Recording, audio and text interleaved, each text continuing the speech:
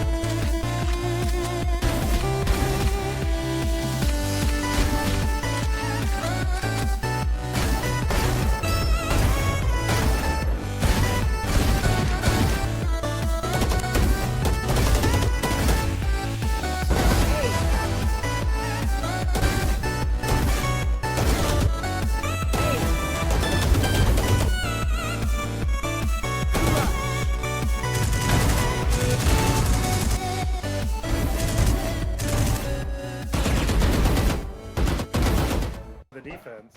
Yeah. Oh, Doesn't spot overheat. Spotted. Oh, he was totally spotted. Never mind.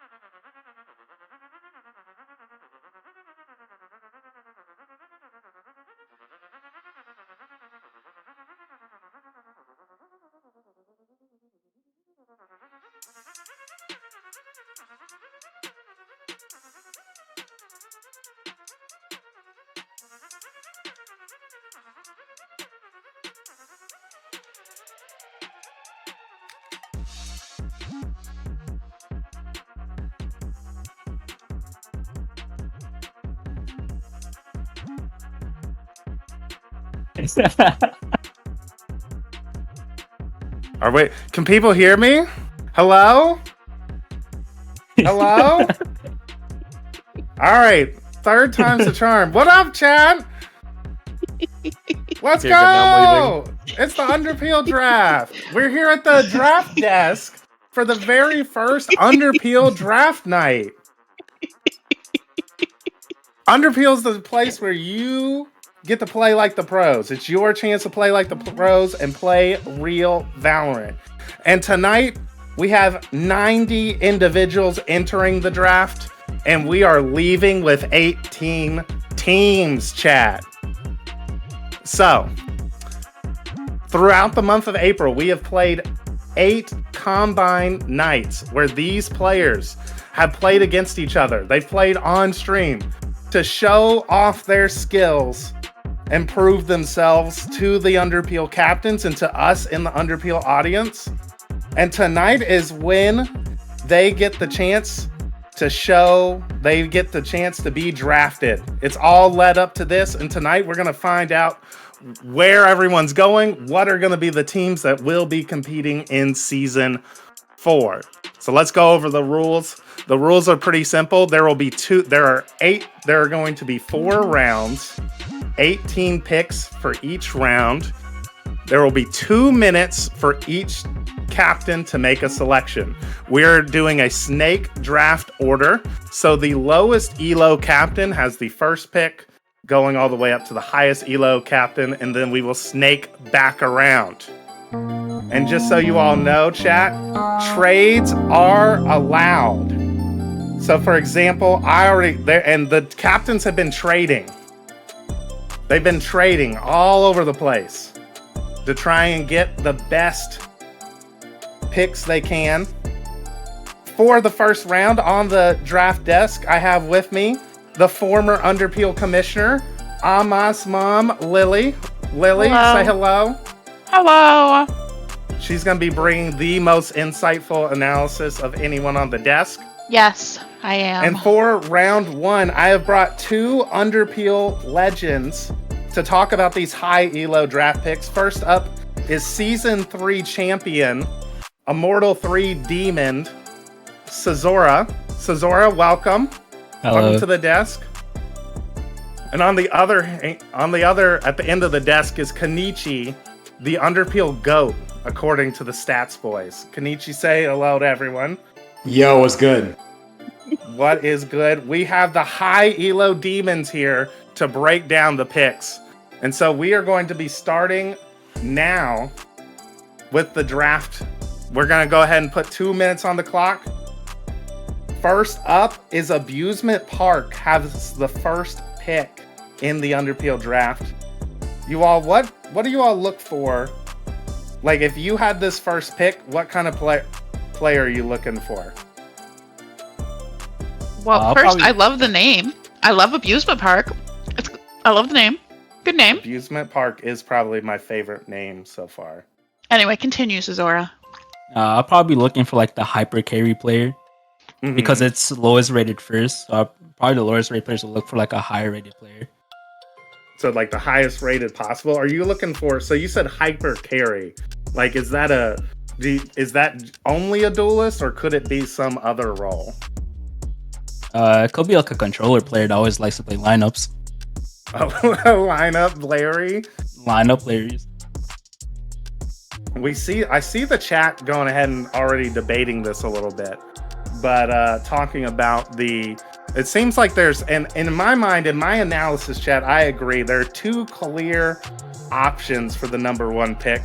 There is JG, who is the highest elo player in the draft, peak radiant player. Played Jet, but has flexed around a lot, like could be flexible as well. And then the other is a new player to the league. His name is Wetbread. He's a peak Immortal 3 duelist player. And surprisingly, Wetbread actually has the best stats of any player coming into the draft tonight. He's first in ACS with 372 ACS.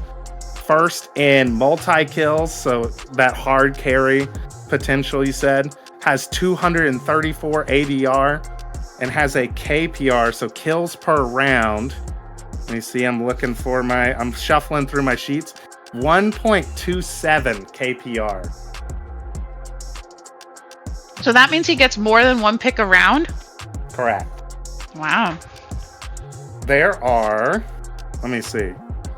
are 9 players who get 1 kill a round.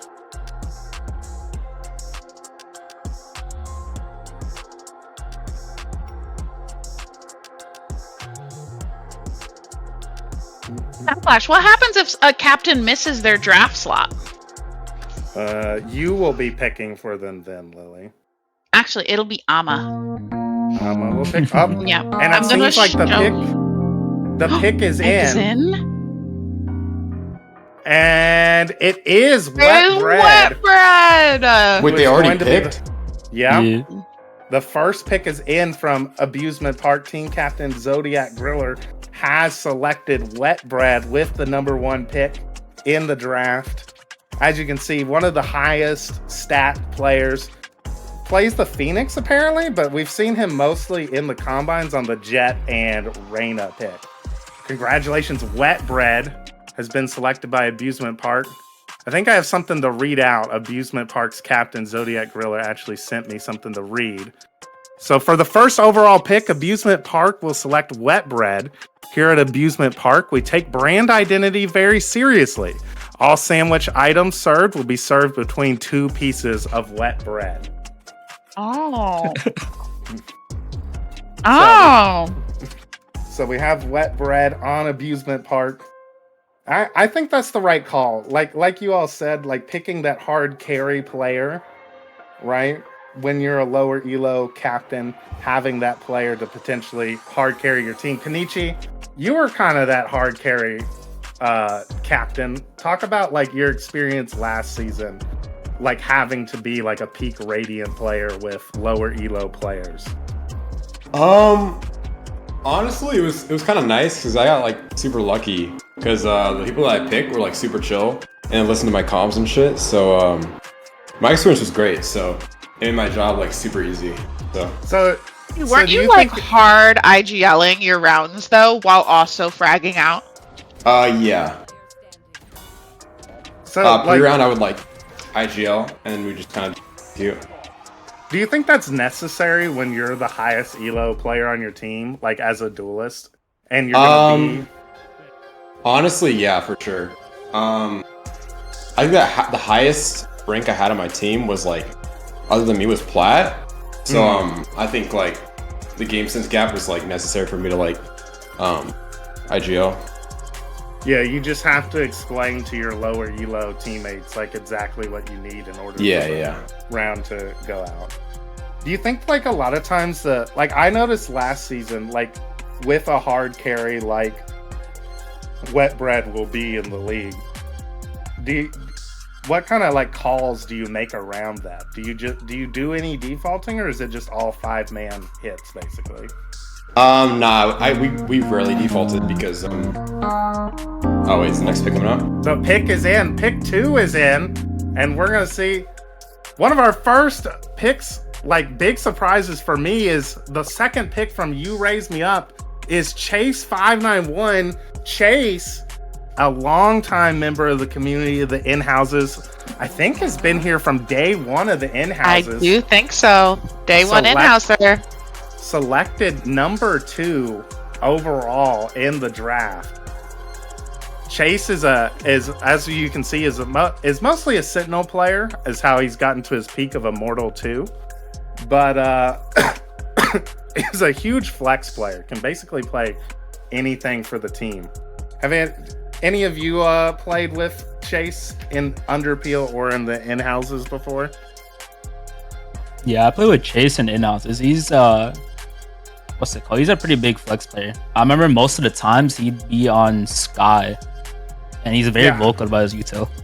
Yeah, I remember him playing a lot of Initiator, like Flash Initiator as well. And I think I can see that pick from Battle Gnome, as we could see on the selection for Chase, is that but Battle Gnome is a duelist player themselves, so it makes sense that you would want to get a more flexible high elo player to pick for your team. We can see some Chase highlights on the TV screen behind us on the desk. That flick was nasty. One enemy remaining. Last player standing. And shots.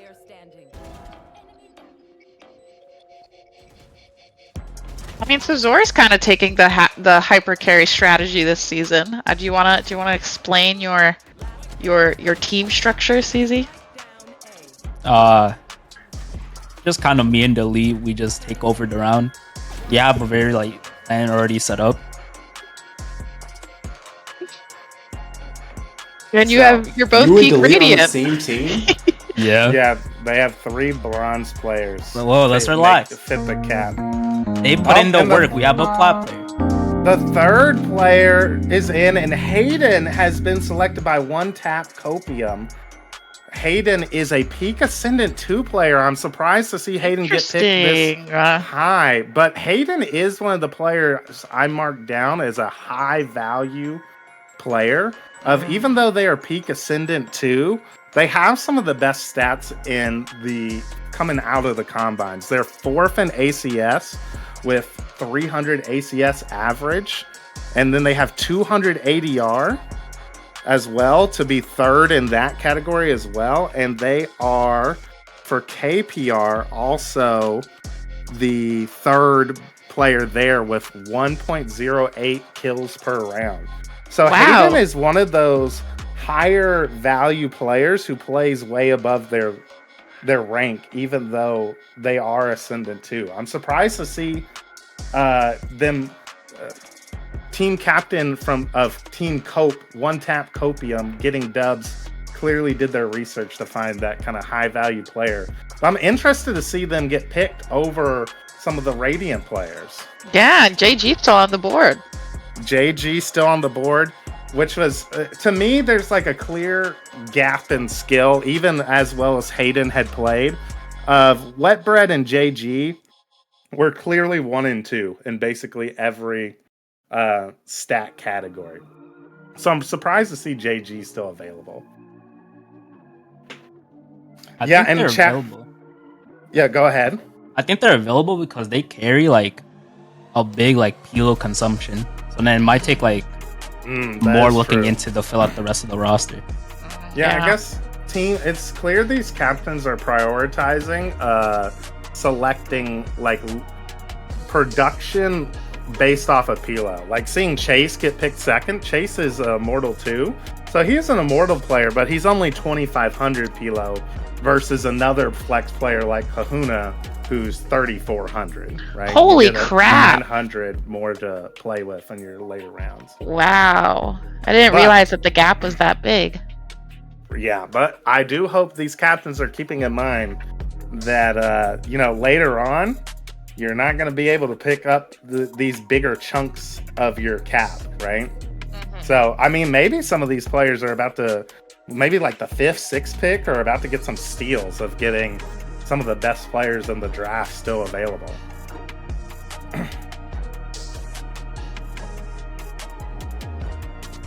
This is my first time seeing all the team logos too.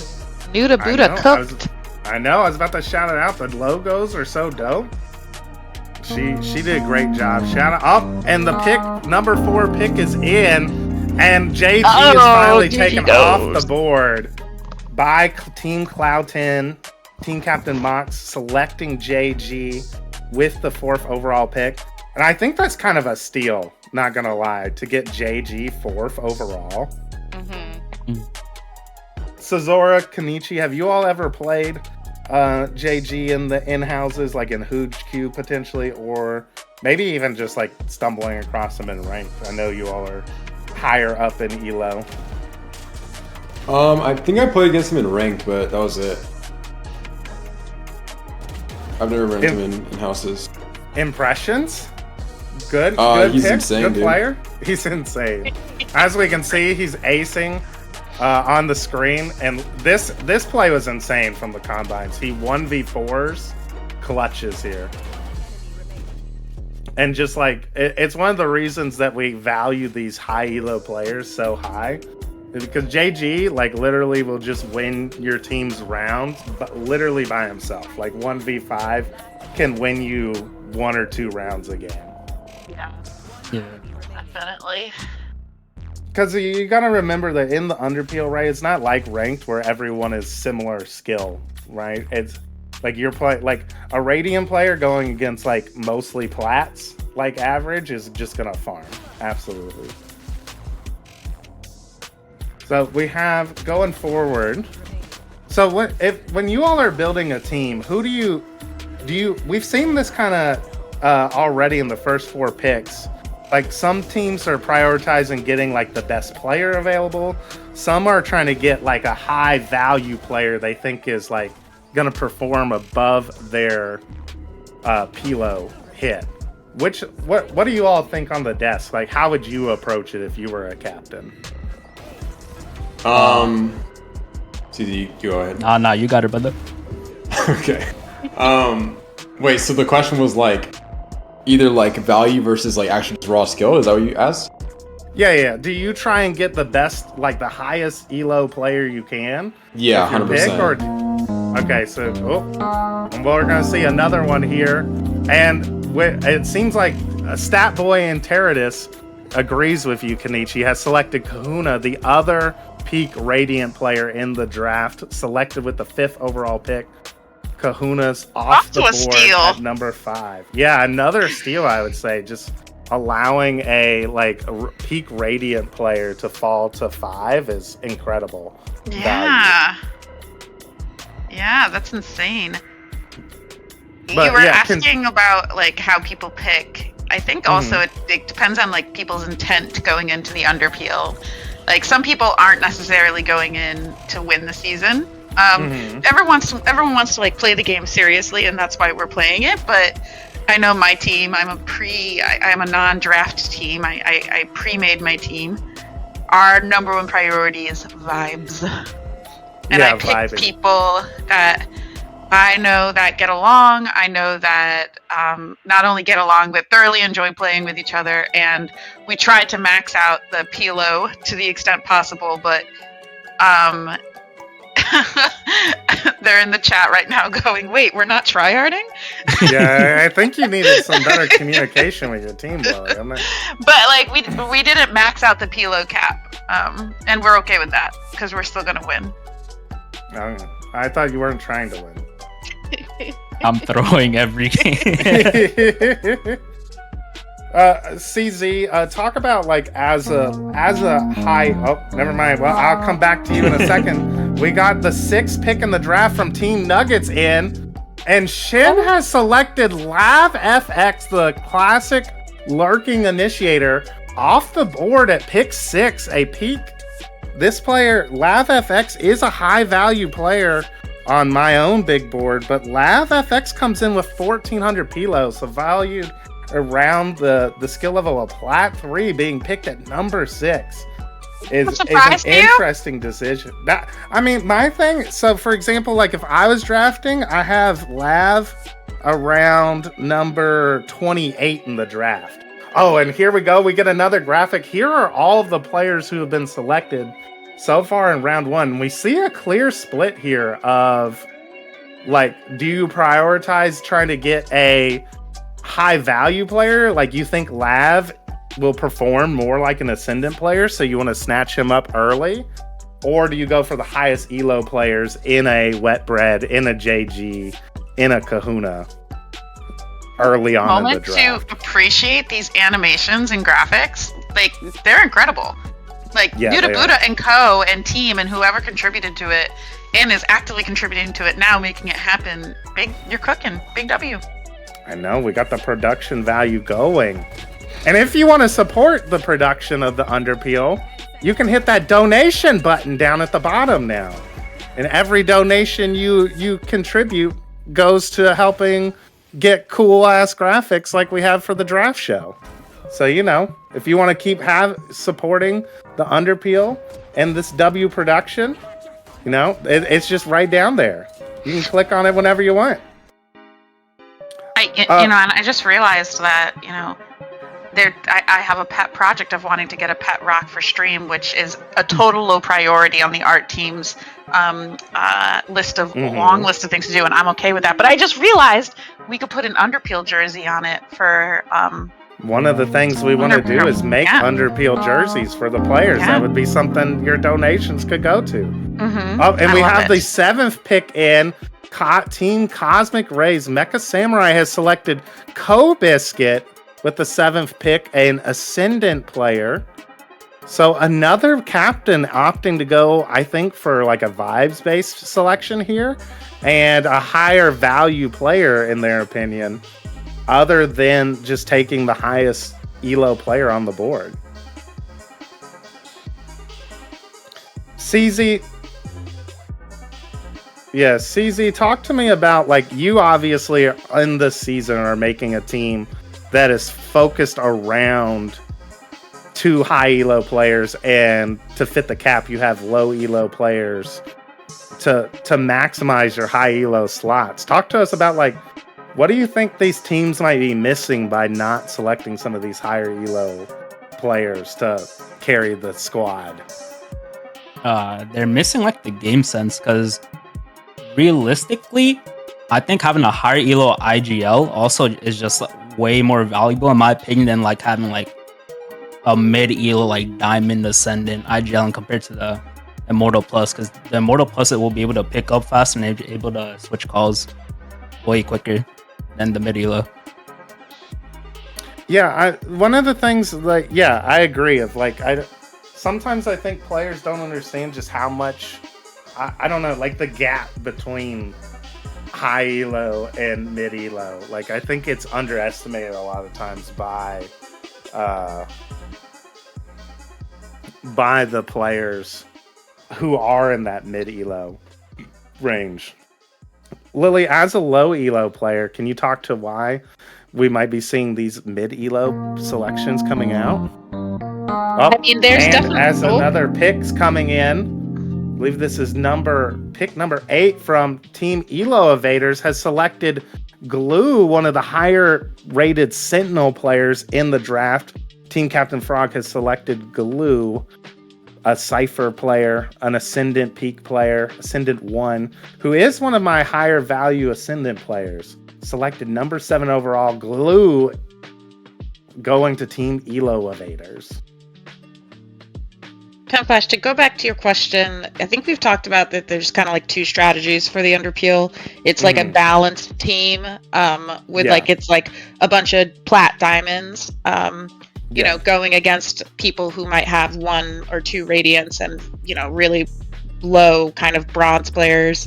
And to be honest, I'm not going to lie, I forgot the question. Okay, great job, Lily. Classic Lily analysis there. I was talking about we want to talk about like we clearly see so many of these captains are prioritizing that mid elo kind of roster building strategy. I do want to clarify that like the thing is like, for example, like CZ's team last year was built like pretty, I would say, like classic Underpeel style, where it's like you have your 1 immortal player, you have a diamond ascendant player, another diamond player, maybe like a gold or plat player, and then like a silver player, right? Where you're balanced kind of across the roster, where you have like a low elo, a few mid elos, and then 1 high elo, right? And it seems like a lot of teams not potentially going with that strategy here. Yeah, I mean, as a low elo player playing against high elo players in the Underpeel, like one of the reasons I picked Moon, who is like a vocal IGL, is because they're processing things so much faster than I am. And I'm like just trying to make sure my crosshair's at head height. And I need them to tell me exactly what to do. And like that's why I think like having the high elo players on a team when you have low elo players is like critical, especially in like coordinated team play. I need Moon to tell me like get your ass back here, stop pushing, or like, you know, rotate, or don't push that, or dog this, and I need brain off, and the high elo players allow that to happen. Yeah, I see Lance, one of my other high value players, saying that I would grab a super high elo player and a promising low elo player to coach up, basically. And we have the 9th pick coming in from Team Battle Hunt Bozos. Team Captain Beetlehands has selected Edge Dancer, an Omen player, a controller, a Diamond 1, Diamond 2 controller player, coming in with the 9th pick. Again, we're seeing these captains really go for these kind of mid-elo style teams. Edge Dancer is one of the higher in my diamond rankings, was one of my highly valued diamond players I would have been targeting in the draft. But again, interesting to see them coming out with the 9th overall pick. Flash, you just were talking about the high elo players picking up a low elo person and coaching them up, and you're describing Kitten Shelter. Yeah, they're already CZ. Like when did you draft your players, and what ranks are they now?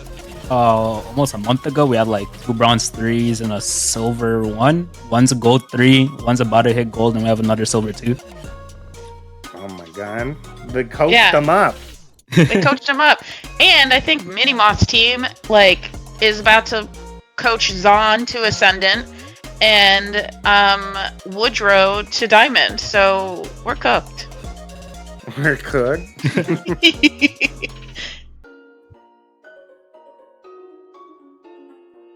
All right. So like what roles would you all prioritize when building a team? Like we're seeing a lot of these, especially since they're picking a lot of these captains, right, are selecting, I would assume, who they are wanting to, like, who they think are like some of the best players at their role for a lower Pilo hit. Like, what roles do you think you would prioritize when building a roster? Yeah, Caesar, you start first, and then I'll go to Kenichi. It depends. Like, let's say if the captain's a duelist player, I'll 100% prioritize a recon initiator. Because having a good recon initiator just makes your life so much more easier. But let's say you're like a controller player, I say I'll just look for the hyper carry duelist and then get a good value initiator to pair them up. Yeah, because then they could be a dynamic duo, right? And you could just kind of be like, that's our... Oh, and we have the 10th pick in the draft is in now. Oh my god, Pixel Alchemist selected with the 10th overall pick from Jude. Talking about recon initiator players, Pixel Alchemist, one of the... I've heard a lot of buzz in the streets about Pixel Alchemist being one of the better recon initiators in the draft. So Pixel Alchemist off the board at number 10. Recon Initiator is the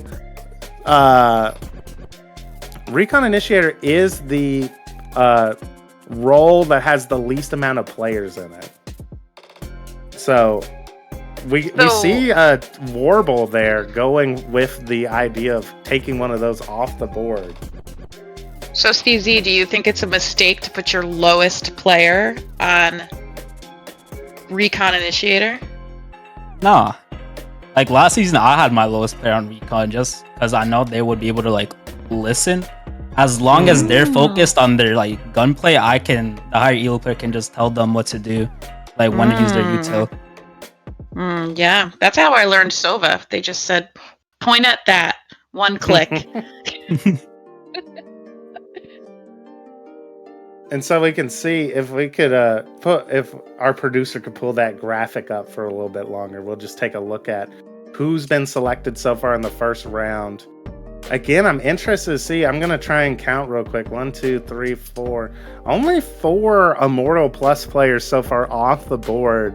12 total available. I mean, if the captains are going to be going with this strategy, a couple of teams might be able to grab like 2 Immortal players in the draft potentially. I wonder what like some of the captains are doing right now. Are they are the next couple picks scrambling with their plans? Like I wonder. I wish I could hear their thought process. Ooh, and this is interesting. We can see that Colt has been selected here by Tempestuous with the 11th pick for Controlled Chaos, but I will go ahead and announce that there is a trade on the board for this pick. So what is actually going to be happening is that Colt is going to be on team Abusement Park with Zodiac Griller. Ooh. And the number 1 overall pick, Wet Bread, will be going to Controlled Chaos to play with the Initiator captain, Tempestuous. So talking about what CZ was saying of trying to pair a hyper carry duelist with a good Initiator player, that is definitely what Controlled Chaos's strategy is there. So our first trade in, no other conditions. Oh, the other conditions, good call, Sin. The other conditions is that Abusement Park are going to be swapping picks with Tempestuous in the 2nd and 4th round. So Abusement Park will be able to move up in those later rounds in order to get higher value, like mid-elo players in those later rounds, basically trading the hyper carry for better opportunities to get mid-elo players later. I have a question for Kenichi. Yeah. Kenichi, as somebody who hit Radiant and then was able to escape the hellscape that is Valorant, does this make you want to participate? Does this make you miss it? Like, oh, maybe I should have played in Underpeel Season 4? Dude, I'm not gonna lie, like, seeing this production is kind of crazy. Like, the recordings of, like, every player when they're getting picked is actually crazy. So yeah, I kind of do miss it, but I don't know, we'll see. You're your real life arc though right now, right? Yeah. We got Minimoff says we gotta get the goat out of retirement. He's gotta stop playing baseball, Jordan. It's time to come back to the Bulls, all right? Wait, Penflash, remember there's Zoomers in this call. They probably don't realize what you're referencing. Yeah, I'm lost, bro. No, Zoomers all watched The Last Dance, right? It's on Netflix. I don't think they did, bro. And we have the next pick, the 12th pick in for Serpent Strikers. Ooh. Team Captain Dyer has selected Bishop. This is an interesting pick. This is one of the picks I would say around this level. I'm okay with Bishop being selected as a Diamond 3 player because Bishop is actually top 10 in almost every statistical category, even though he is a Diamond 3 player. So he's one of those players I think is actually worth picking a lower elo player for around this pick selection because he does perform so much higher than his rank. Can we talk about one person that I'm surprised hasn't gone yet is Echo Healy. He was cooking the one draft compound game I commentated on. The one you saw, yeah. Commentated.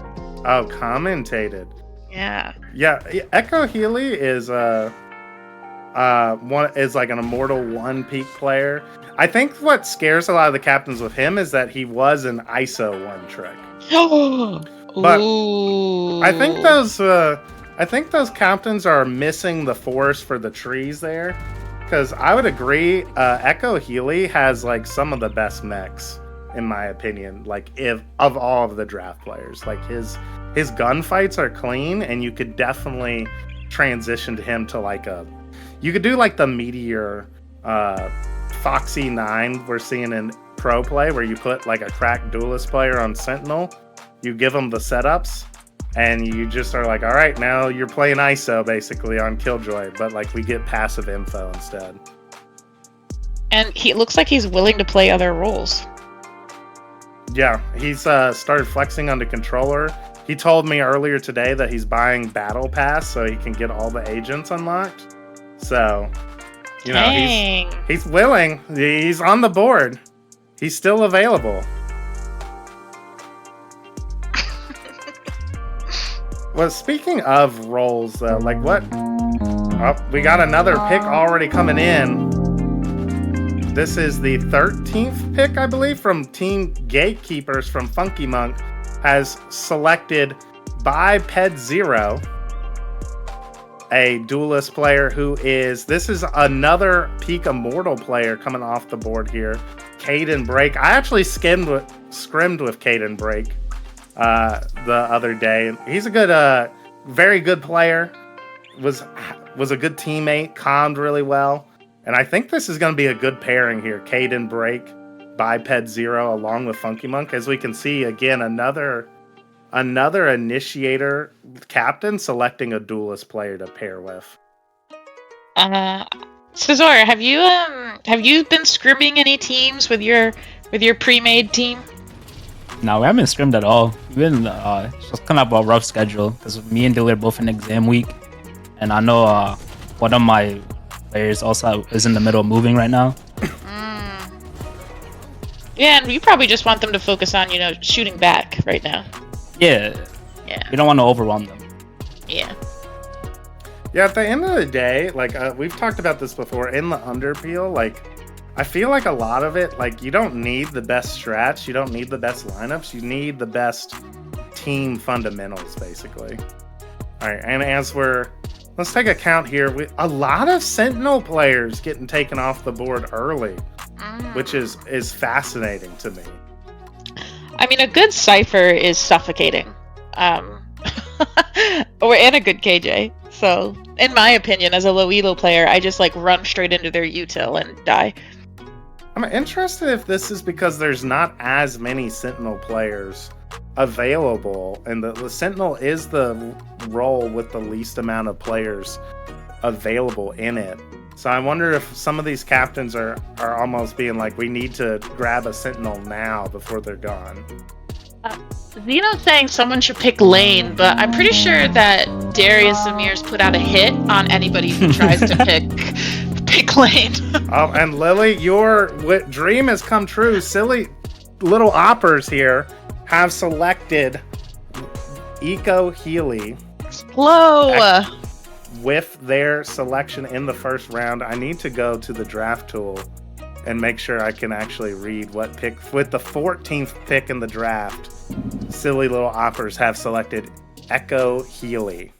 So we're starting to see, I'm not gonna lie, I think it's fascinating to me that it's once we're getting up to these higher elo captains are the ones that are like, yeah, give me the immortal players, dog. I'll take them. Don't worry, I'll take them off your hands. What do you think? Both of you are duelist players. Like, can like an ISO player make a transition to another role? Like, would you try to transition to them, like I was saying, to like a sentinel, maybe a controller, as we see in this clip they were playing Viper, or would you just try and teach them a better duelist to play, basically? I'd probably try and put them on like controller or initiator, because I know if they're playing ISO they probably have like good mechanics, so something where they can get like Ben fights, then I think that's good. That's what I was thinking too, of like the mechanics are gonna stay, right? Like, it's not so like putting them onto a more like useful agent, I guess. Like, I don't think there's gonna be a huge drop off really between it's not like his aim is gonna go away, basically, right? Yeah. Do you think these early captains made a mistake leaving the high elo players on the board to get gobbled up by the higher elo players? I mean, it's going to be fascinating that some of these immortal, like, we still have like an immortal 3 hard carry on the table for some of these teams. And with the 15th pick, we'd win. Team Captain Lane has selected Lance, one of my high elo or ascendant players I had pegged to watch was Lance. I've listened to some of the clear comms rounds involving them, and they are a giga viber. Like, they bring hardcore IGL energy, and they play that flash initiator. I think this is a really good pickup for Lane, who is our highest elo captain. Looks like they traded up in the draft in order to make the selection of Lance. Talk to us, one of CZ or Kenichi, talk to us about like the value a good initiator player can bring to a team. Very big value. Like, I know last season I had Stuart, and Stuart like followed everything I'd say, and it just made my like bragging potential like way higher. Because I remember there'll be like a lot of rounds where he'd be right next to me, and I call one for him to like sky flash and throw a smoke, and we both go in, and we was able to like pretty much just 2v5 the site.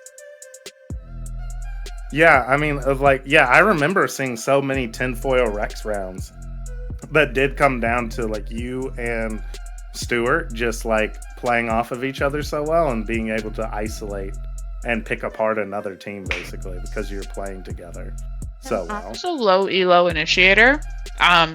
Like, I think the whole like being told what to throw and immediately doing it is so key. Because like I played an in-house with Minimoth, and he told me exactly what to throw when he was Jet, and he asked for it, and I was able to do it, and we were able to coordinate really well. But it was like being able to listen. He clearly told me what to do, and me'd be able to do it immediately, I think is a good pairing. Nuda Buddha wants to know if you're munching, Lily. I did happen to be eating a taco at the beginning of that sentence. And we have another selection coming in, and it does seem like Team Captain Darius was able to find his true love of Lane. One of the non-surprises coming out in the draft here. For weeks, Team Captain Darius of Asayaki has been saying all over the place that he wants to play with Lane. He will be picking Lane. So the heart gets what the heart wants. Darius has selected Lane. A good Jet player here to pair with himself. which is interesting. If Darius plays the race too, what do you all think of potentially pairing up 2 duelist players to play together? I think it's good if they're like you have like 2 Ascendant players or like 2 Immortals, but like if you have like a Immortal player and like a Diamond player, I'd just put them on like Duelist and Initiator, to be honest. Right. So these 2 players are both Ascendant like 1 level, or is their rank? So they could play. It's in. Do you think it's like better to play like double duelists like that or like we were talking about earlier, having that initiator player to play off of for like your battle buddy, basically? I think definitely the double duelist with like 2 Ascendants is definitely like the best. Just because like if one person dies, you still have another person that can like frag out. But yeah. All right, we are heading into the final 2 picks of round 1 here, and there's a lot of high value players. Like I'm looking at my big board that I made earlier today, and my number 5 player is still on the board. My number 7 player is still on the board. My number 9 player is still on the board. Flash, are you 11 on the cosplaying board. Mel Kiper? Doesn't he do a mock draft? Mel Kiper's mock draft? Yeah, I mean, you got to be prepared. And the Fine. 17th pick from Miggy, Team Parasite is in. And there's my number 7 player off the board, Brad the Bruh. One of the best players, I would say. I had them as my 7th best player on the draft board, Brad the Bruh. Another Sentinel kind of flex player, plays Sentinel Viper, with 6 in ACS coming out of the combines. Was number... had over a 1.0 KPR, it looks like. Yeah, 5th in KPR, 1.02 kills per round. Brad the Bruh is this is an incredible pick for Miggy here, who had the second to last pick in the first round, picking up such a high elo value player this late into the first round is incredible.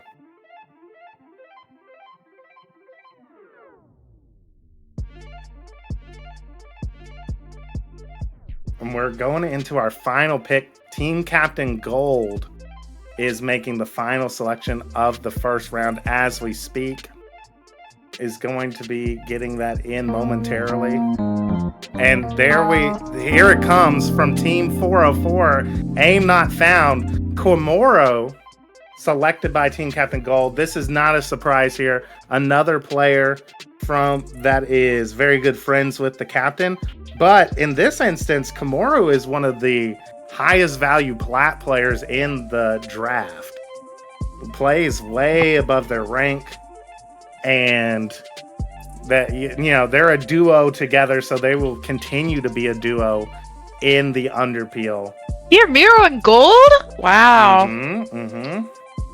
A fun stat for Komoro here is that he actually has the best first kill to first deaths ratio. He's 3-1 in first kills versus first deaths. Ah, interesting. Like higher than Wetbread, higher than JG. It's Komoro actually is the head of that stat. And here we're going to take a look at the first round. Before we say goodbye to Cesaro and Kenichi, give us your impressions of what you see here from the first round. Surprised. Yeah, I mean, I'm shocked. Like, this is insane. Yeah, you said there was like 12 Immortals, right? Yeah, there's 12 Immortals. I think, there's at least 5 of them still on the board, I believe, after this first round of selections. Yeah, I think they're trolling by not like. Yeah, I agree. At least the 2 Radiants went in the top 5. Like, that would have been crazy if they fell much further than that. We see a lot of Sentinel players. We do see duelists coming out, but again, some of these duelists are Ascendant. We got a Plat duelist coming in here. Diamonds. Like a lot of very interesting draft strategies coming from some of the captains out here. But that's going to do it for the first round here. We're going to take any last words from Kenichi and Sazora. Kenichi, we'll start with you. No, thank you, man, for having me. Not a problem. Glad to have the GOAT on the desk for this shocking first round. Sazora, any plugs for the chat for your Underpeel Season 14? Nah, not really. Not really. He doesn't want you to even root for it. I can't be leaking our shots. Not really. True. All right. We will take a short break here, chat. An intermission. Don't go anywhere. The second round will be coming at you all in about 3 minutes.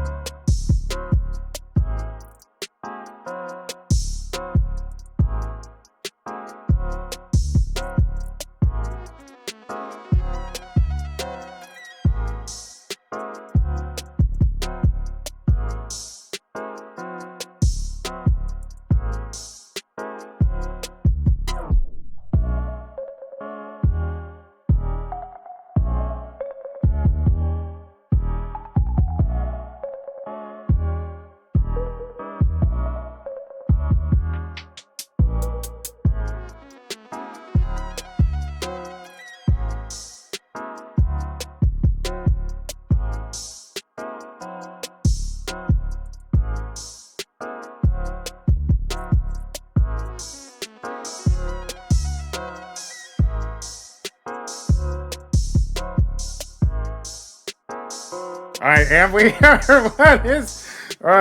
joining me on the desk is Season 1 champion, Just Tired. Welcome, Just Tired. Hello. Thank you for having me. I see. And also on the desk we have Gold Master, member of the. Has played in every season of the Underpeel, Gold has, and is a captain in this season, making picks tonight, and actually is the person on the board for this pick to start us in round 2, which we are starting now. Hello, so, everybody. Gold, I'm going to pitch to you first. Explain to the audience what is going on right now. First, we'll get your pick in. And Apathy has been selected with the 19th overall pick, this first pick of the second round. Apathy is I think this is a good pick for this slot. Apathy was like a top 10 player in a lot of the fragging stats. A controller player, Ascendant 3, going to fill out the Pilo. And we're actually now going to be able to take a look at the team graphic for Team 404, Aim Not Found, and see who they have on the roster so far. What? While we're waiting, yeah. while we're waiting, I want to discuss Yeah. my addiction to this thing called contracts. Pen Flash has been adoring the amount of changes I've been making to slots. For example, I had, I believe, round 15, because I was a lower ELO captain, I switched it for the 18 and 19 slot because my main priority was I want to have two players I know that work well together and will work with me together instead of having the risk of splitting them up. Apathy and Kiyomiya were my main goals, but I was concerned about Apathy the most. So I wanted to push it closer to guarantee it. And I was able to get it. I also was able to make a trade for round 3. I'm one of the very first picks. So you got I'll an be able early to. round 3 pick too? I got an early round 3 pick too. So I have. How much more Wow. Pila do I have? 2,900? Yeah, you have 2,000. That's I get an early pick. I can pick like probably the highest rated person there and pick anyone else. I'll be clean. I know I think you've maneuvered really well, Gold, to max out your team's Pilo. I was thinking about this today as I was like doing research and stuff. If I think I would want like to have the best team available, I think I would want slot 18 and 19 too. Yeah. Because you get like guaranteed 2 really good players basically. You get 2 good players, and you can make sure that they're 2 players that you, 1, fill in the roles you want, and 2, mesh well, instead of having to make the guess game of, oh, is this captain going for this one?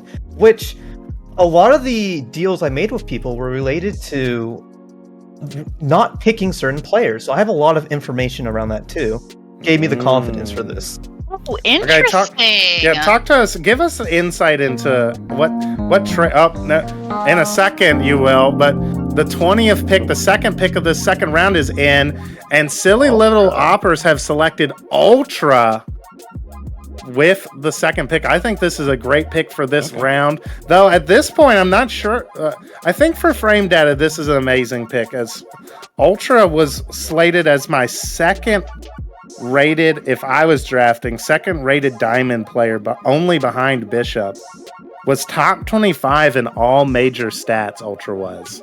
So as we get a look at Team Slow here, Team Silly Little Oppers, we are filling out the roster nicely. Eco Healy is an Immortal 1 player. So we got a Frame Data, who is Peak Ascendant 3, Eco Healy, Immortal 1, and now Ultra at the Diamond 2 player.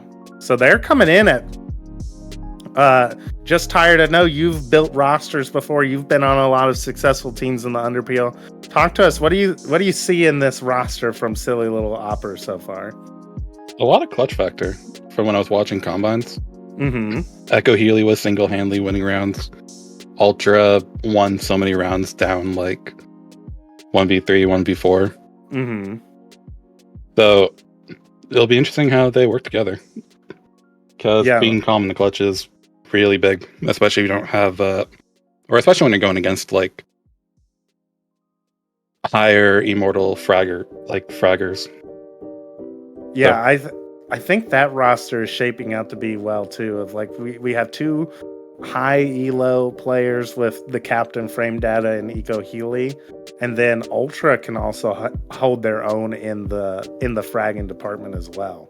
So I like the pairing too of Ultra as like a initiator player along with the 2 potential duelists. So Eco Healy probably role swapping to fill in for the team. So as we're going in, the next team to pick will be Team Captain Lane, who is the highest Pilo captain, had made a trade. Gold, go ahead and explain for us to the audience what kind of moves have been made behind the scenes going into the draft. Well, because I actually have access to the trade archive, I won't be talking about any of that. I'll talk about what I know as a captain. keep fairness and all that. Most of the trades were related to slots or, hey, don't pick this player. I really want him. And, Darius pulling up with a gun, basically, saying, if you pick him, I will commence war against your team. Great times. Darius did get his lane, though, which is wonderful. He did get lane, yeah. I feel like for at least the draft, there isn't actually that many other than a few slot changes. I think a lot of them are teams creating those strats. Ooh, this is a huge pickup for lane. We'd win selects Yeds, and the rank icon's Ascendant 2, but this is a Peak Immortal 2 player. And Yeds was actually the 3rd overall player on my draft board. What? Coming in at 2,400 Pilo, but was top 5 in all the fragging departments, was getting 1 kill per round, had 287 ACS as a controller player. So probably who I would say is the highest value Immortal player in the draft, and team captain Lance has snagged them up here. Holy So crap. Reascendance. Yeah, looking at this team captain Lane has managed to get 3 ascendants, and remember, Yeds is Peak Immortal too. So very strong team getting formed here from We'd Win. Yeah, I 2,000 people left. think We'd Win might be doing a lot of that this season. Winning.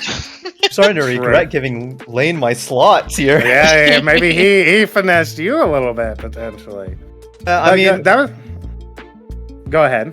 I was gonna say it was a deal that I made to him, but I also gained more out of it. There are a few bonus clauses I've added because technically I was giving him the lower ELO captain slot for round 1 and 2, and 3 and 4 we also traded, but I traded those back later to some other people. That give me a little benefit to get to his team, and makes it so we have to strat specifically against each other, and that's going to be the most interesting part. Is how me and Lane, we're going to have strats against everyone, and then have strats against each other. A really special thing is the post-draft contract we have, and the dealings we have related to that. There's a lot of those little things where, hey, let's do these type of scrims, let's do these type of strats. I've heard some people talk about trading VODs about certain teams that they need to look for. Stuff like that. Yeah, no, I was the one who pushed for trades. If I didn't have finals, I would be talking to every captain. Literally every captain. I would have had everything. But Oh, I think it's good to point out, though, just Tyre, you pointed out, We'd Win, right, only has 2,000 Pilo left going for their last 2 slots. So that will limit them for their last couple of slots, selecting those higher ELO players. But we have the next pick in. Team Asayaki has selected E. Logan, a plat player being selected here high in the 2nd round. E. Logan is a Flash Initiator player who had the 10th best assists per round of any player coming out of the Combine. So Darius clearly, after pairing up with the Duelist lane in the 1st round, now selecting that Flash Initiator player to support both players. Double Duelist with Makes a solid Flash. Yes, that's a scary set. But we were talking about the other team having 3 Ascendants, but they're not the only team in the league that has 3 Ascendants. MVT has 3 Ascendants, soon to be 4 Ascendants. So I'm nervous about them. I'm not sure about that. Yeah, I mean, not gonna lie, our team just Tired and Friends last year had last season had 4 Ascendant or 3 Ascendants and an Immortal player, and we got round 1'd by Gold's team. So technically round 2. Interesting. Well, I mean, like we didn't play the play-in, yeah. So I guess we can say we can make it. We can be like, yeah, we made it to the Sweet 16. You know, it's like don't think about it as out of 19 teams. We made it to the Sweet 16 though. Top 16, baby. But yeah, congratulations to E. Logan, selected by... and this is where we're going to start seeing I think some of this gamemanship come in of how are the captains going to balance their remaining Pilo. Like you could clearly see, like Team Captain Lane, for example, right, wanted the best player in his mind available and sacrificed some later Pilo down the road for it. But I think Darius there clearly valued getting a lower Pilo player to have more room to work with on lower Pilo player, so they have 3,000 Pilo to work with in their final 2 picks, which would let them pick 2 Diamond 1 players. That's not bad. One thing I'm very interested in is because the lower the elo is... Oh, never mind. Trade coming in. We got a trade, or the pick is in for pick number 23, and Potato the Chinese, selected by Miggy for Team Parasite, one of the highest best Flash Initiator players in the draft. Potato the Chinese is very down on himself, but Potato the Chinese had the 3rd best assists per round of any player coming out of the combines. And like good fragging stats for being a breach player. And so we see a well-balanced team coming out here from Team Parasite. We have the Raze player, the duelist captain of Miggy, who is on the climb. Miggy was like Plat 2 when I first started making the draft order, and I think Miggy's hit Ascendant 1 now. What? So, like, has been a giga climber and has picked up Brad the Bruh, a Sentinel controller player, Peak Immortal, and now Potato the Chinese, one of the best, I would say assists per round are probably, in my opinion, one of the best, like, stats to use. Yeah, for an initiator player or a support player. And definitely picking up one of the best support players in the draft. And you said 3rd overall? Yeah, 3rd overall, 0.38 assists per round. That's impressive. I'm getting kind of scared of some of these teams. Yeah, a couple of these captains are making some strong teams. For a draft, it's like the players in here were not like lower tier at all. A lot of the good players I feel like are in here. Like I saw Lav in draft, I was completely bamboozled. I'm like, Lav is probably one of the players that when I was talking to captains, was like everyone's like, oh, I would love Lav, but there's no way I'm getting him. Always interesting. Yeah. I mean, Lav was picked like 6 overall, right? Like a lot of these players, like are captains. It seems like, and you did this, Gold. I would say you prioritize getting like players you vibe with, right? Than potentially the highest elo players available. But that's going to be fascinating coming in as we go through the 2nd and 3rd round, right? There are still like really high elo players still available. There's an Immortal 2, the Ascendants. I mean, we have an Immortal 3 hard carry. I mean, they're EU ping. But Tekken showed up on the combines even on that. Yeah, I think people are underestimating the ping. So yeah, I agree. But we have the pick coming in from the Gatekeepers. Team Captain Funky Monk has selected Bloatus, an Ascendant player with pick number 24. And don't let these stats fool you, chat. Bloatus, I was just talking about Potato the Chinese, right, was the 3rd highest assist per round player. Bloatus was the number 1 assist per round player. Holy. And Team Captain Funky Monk was actually the 2nd. So wow. So that's crazy. Yeah, Bloatus had an assist per round of 0.48. So basically got an assist every 2 rounds. And so the Team Gatekeepers here, you can see the strategy is coming around. Funky Monk selecting Biped 0, a Immortal level duelist, right? And has picked like as himself, and now Bloatus has 2 incredible support players to back up Caden Break there. I definitely see the vision, depending on how the rest of the roster. Yeah, and flushes out. That's really scary. Yeah, and we can see, I was suspecting this would be the case in round 2. I thought a lot of controller players were going to get selected in the 2nd round, a lot of support players, and we see that playing out so far in the first 6 picks of this round. all support players being selected so far. You know, what I find interesting is like you have someone like Teku who is peak 500 RR in EU, and he's not on the board, and I just think he's such a good pick.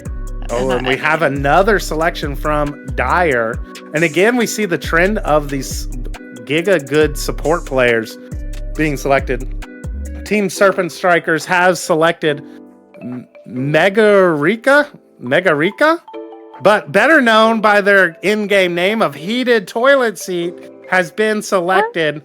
Going to be warming up the competition. Oh, warming up the competition. That's a good one, Penflash. You're too kind, Lily. And another top 10 assists per round player off the board here for Heated Toilet Seat was the 7th highest assists per round. And so we see Team Dire. I know, having spoken to Dire as a captain, Serpent Strikers are definitely going to be one of those teams trying to maximize high value, like mid elo players. Trying to go probably for an all diamond roster would be my assumption. We see that playing out in the role so far. Cup V2. Yeah, I just think I don't know. I scrimmed against a team that I'm not going to say what team that had 2 high elo players, very high elo players. There's only 2 of those, so and 3 lower elo players, and I mean, we lost a 4v5 and our team had 5 people. We're not going to talk about that. But on an individual round basis, I mean, all you had to do was like kill the high elo players, and then the round was pretty much won, because then you had your diamonds and ascendants playing against, silvers and bronzes. So Lily, are you saying which strategy do you think the diamond team is stronger overall, or the 2 I high think elo if they players? Specifically counter strat the higher elo player, then yeah, I think that's like one of the major flaws with some of these like hyper carry teams that are forming. I think another issue is people who are hit immortal have such a harsh Pilo rating where you pick them, you have to build around them, and a lot of players didn't think they could get someone like that. Well, now we're going to be seeing. Oh, and Abusement Park. Looks like Team Zodiac Griller, utilizing the trade from earlier to pick higher in the second round, has selected the KO player Sin with this 26 pick overall. Abusement Park selecting the Flash Initiator player Sin with the 26 pick. And again, I think we've literally seen in the second round, it's all been support players so far. Oh yeah, especially since the Initiator pool right now is the smallest of all of them. I think double or triple the amount of duels available compared to Initiators, and for Recon especially. I don't think there's a single plat or above Recon right now. No. When they are selected, I will shout out who would have been my Recon Initiator target. There's a clear one to me, but right? Abusement. You're not draftable. There's only one Flash Initiator left, actually, based on the draft tool. This is really that's fascinating. And so all the Flash Initiators are being scooped up early. Yeah, everyone's like frantic for one, looking like Initiator.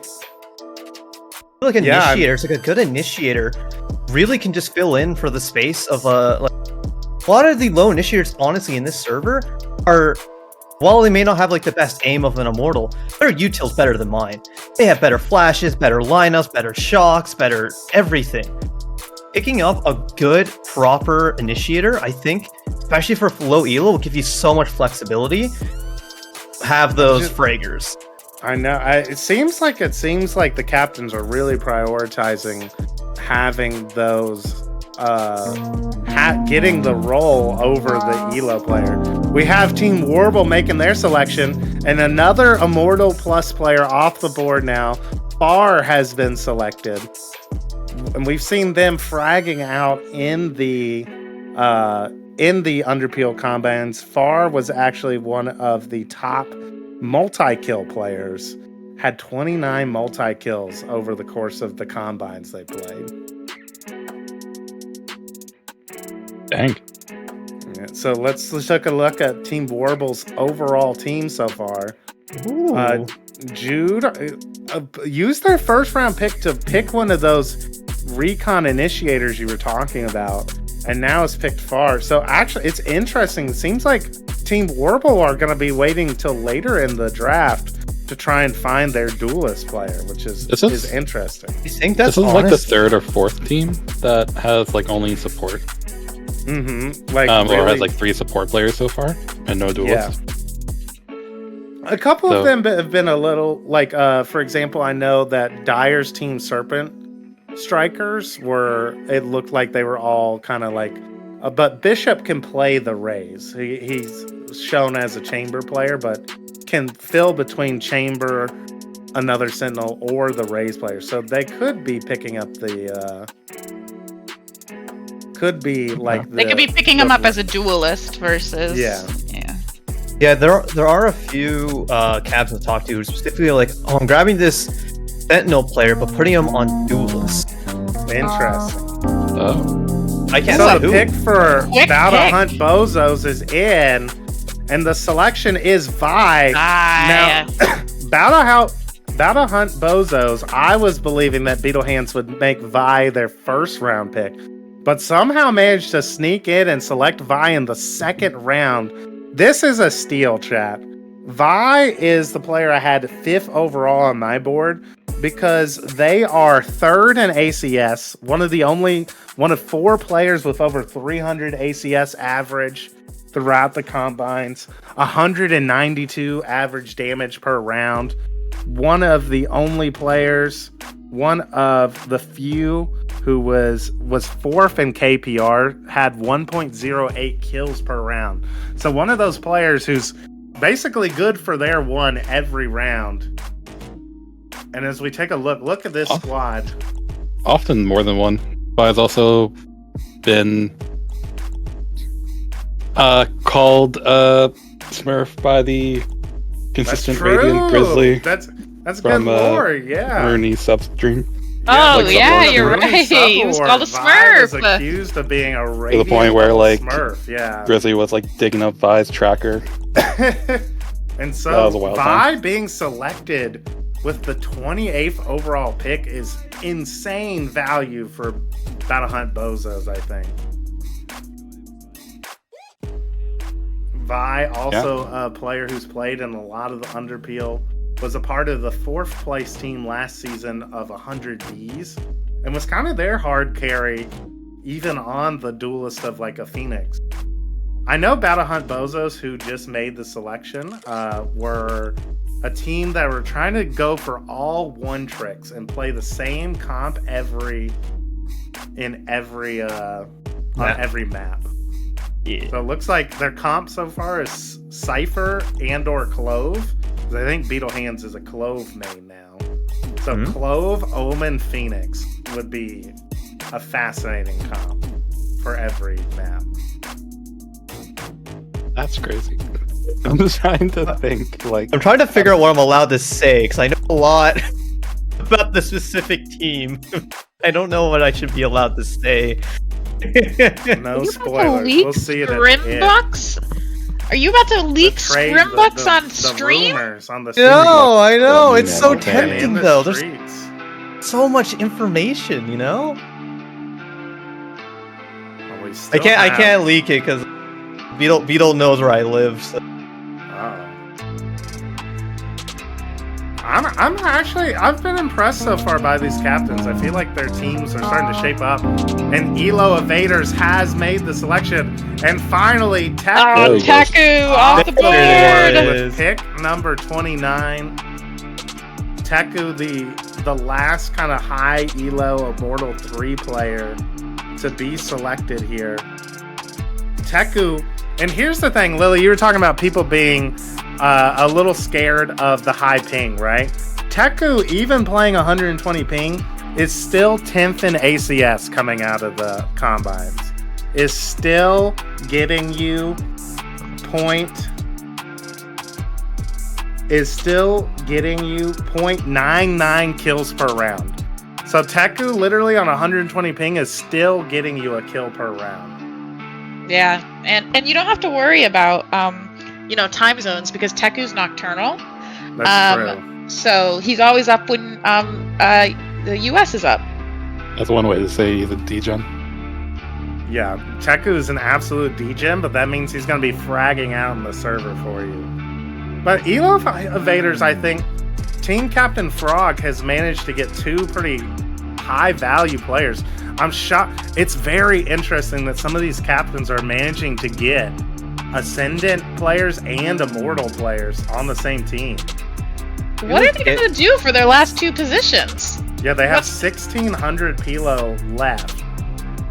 So they're going to have to be targeting some of those higher value gold and silver players left in the draft. Yeah, there's a decent chunk of them. Yep. For sure. And, I mean, Teku, I think, is, like, just to talk about he's played on this high Pilo a lot in NA, and has still managed to get to high, like, Immortal 3 level lobbies, like, on an NA account. So, Yeah, I think this is a great pickup for Team Elo. And he's mentally tough, too. He was forged in, 2010 CSGO lobbies. So, nothing can shake him. And he gets all those kills with the default Vandal. Yeah. Personally, I could never.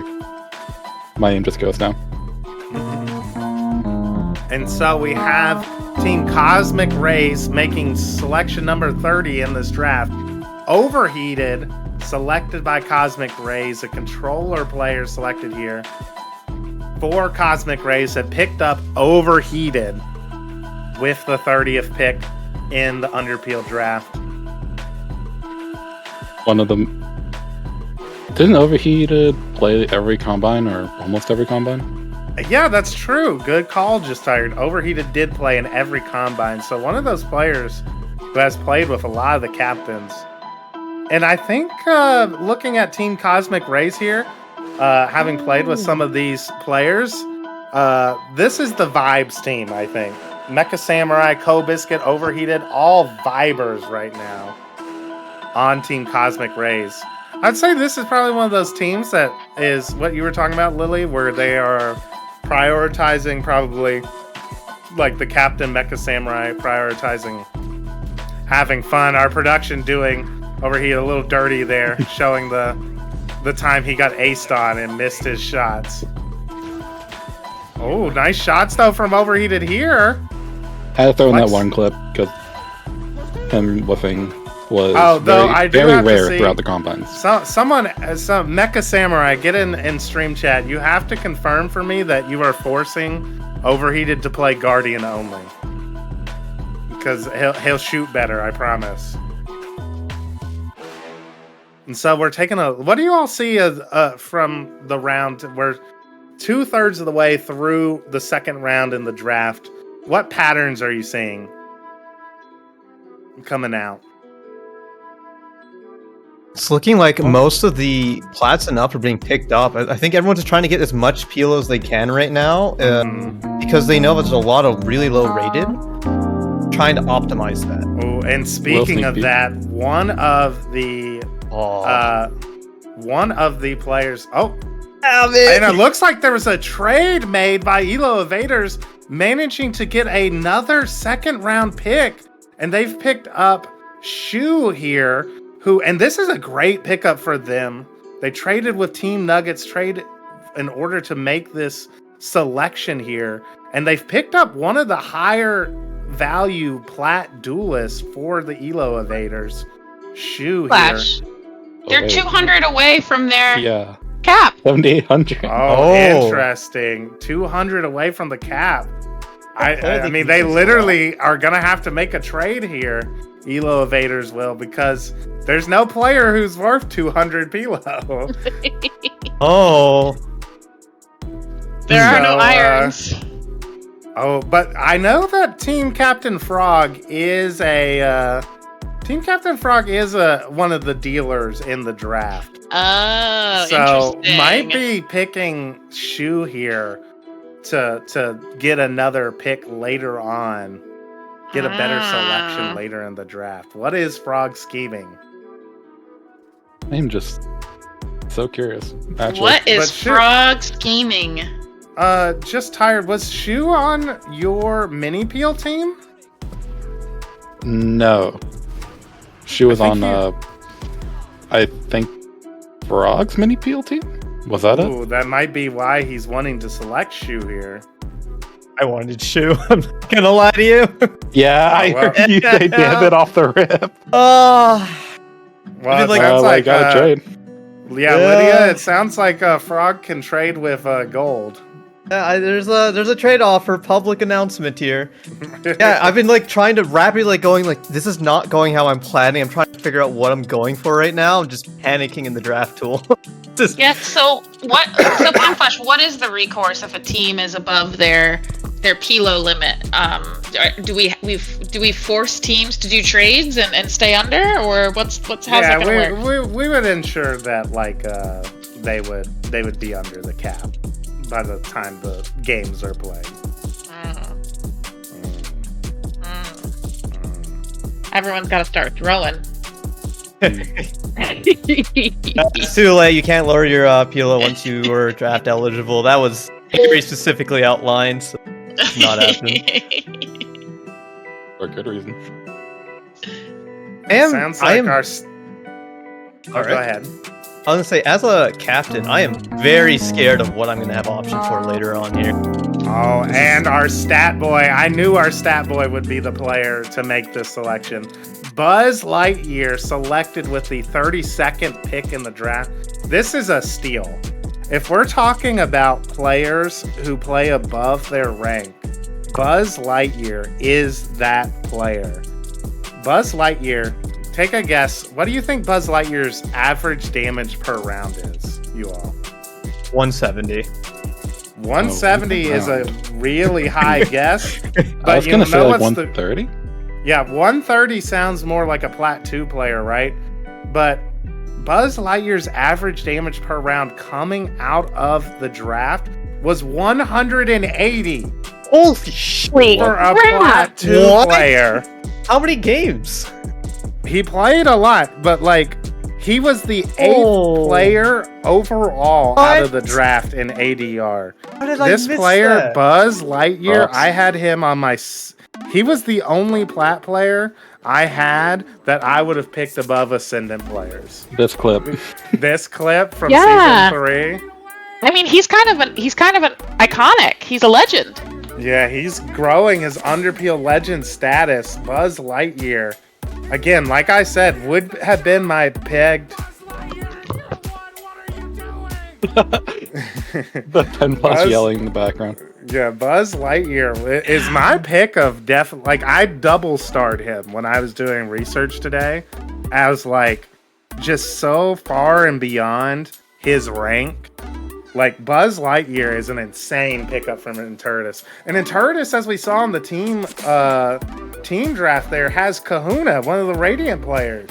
So that's an insane pairing to be able to get. You get like one of the highest Pilo players in the draft, and you get the best value player, I think. Great job from Team Moderate there. I expect nothing less from someone really focused on stats. Yeah, I'm sure he didn't miss that. And we have Cloud10 making their selection here. Being selected.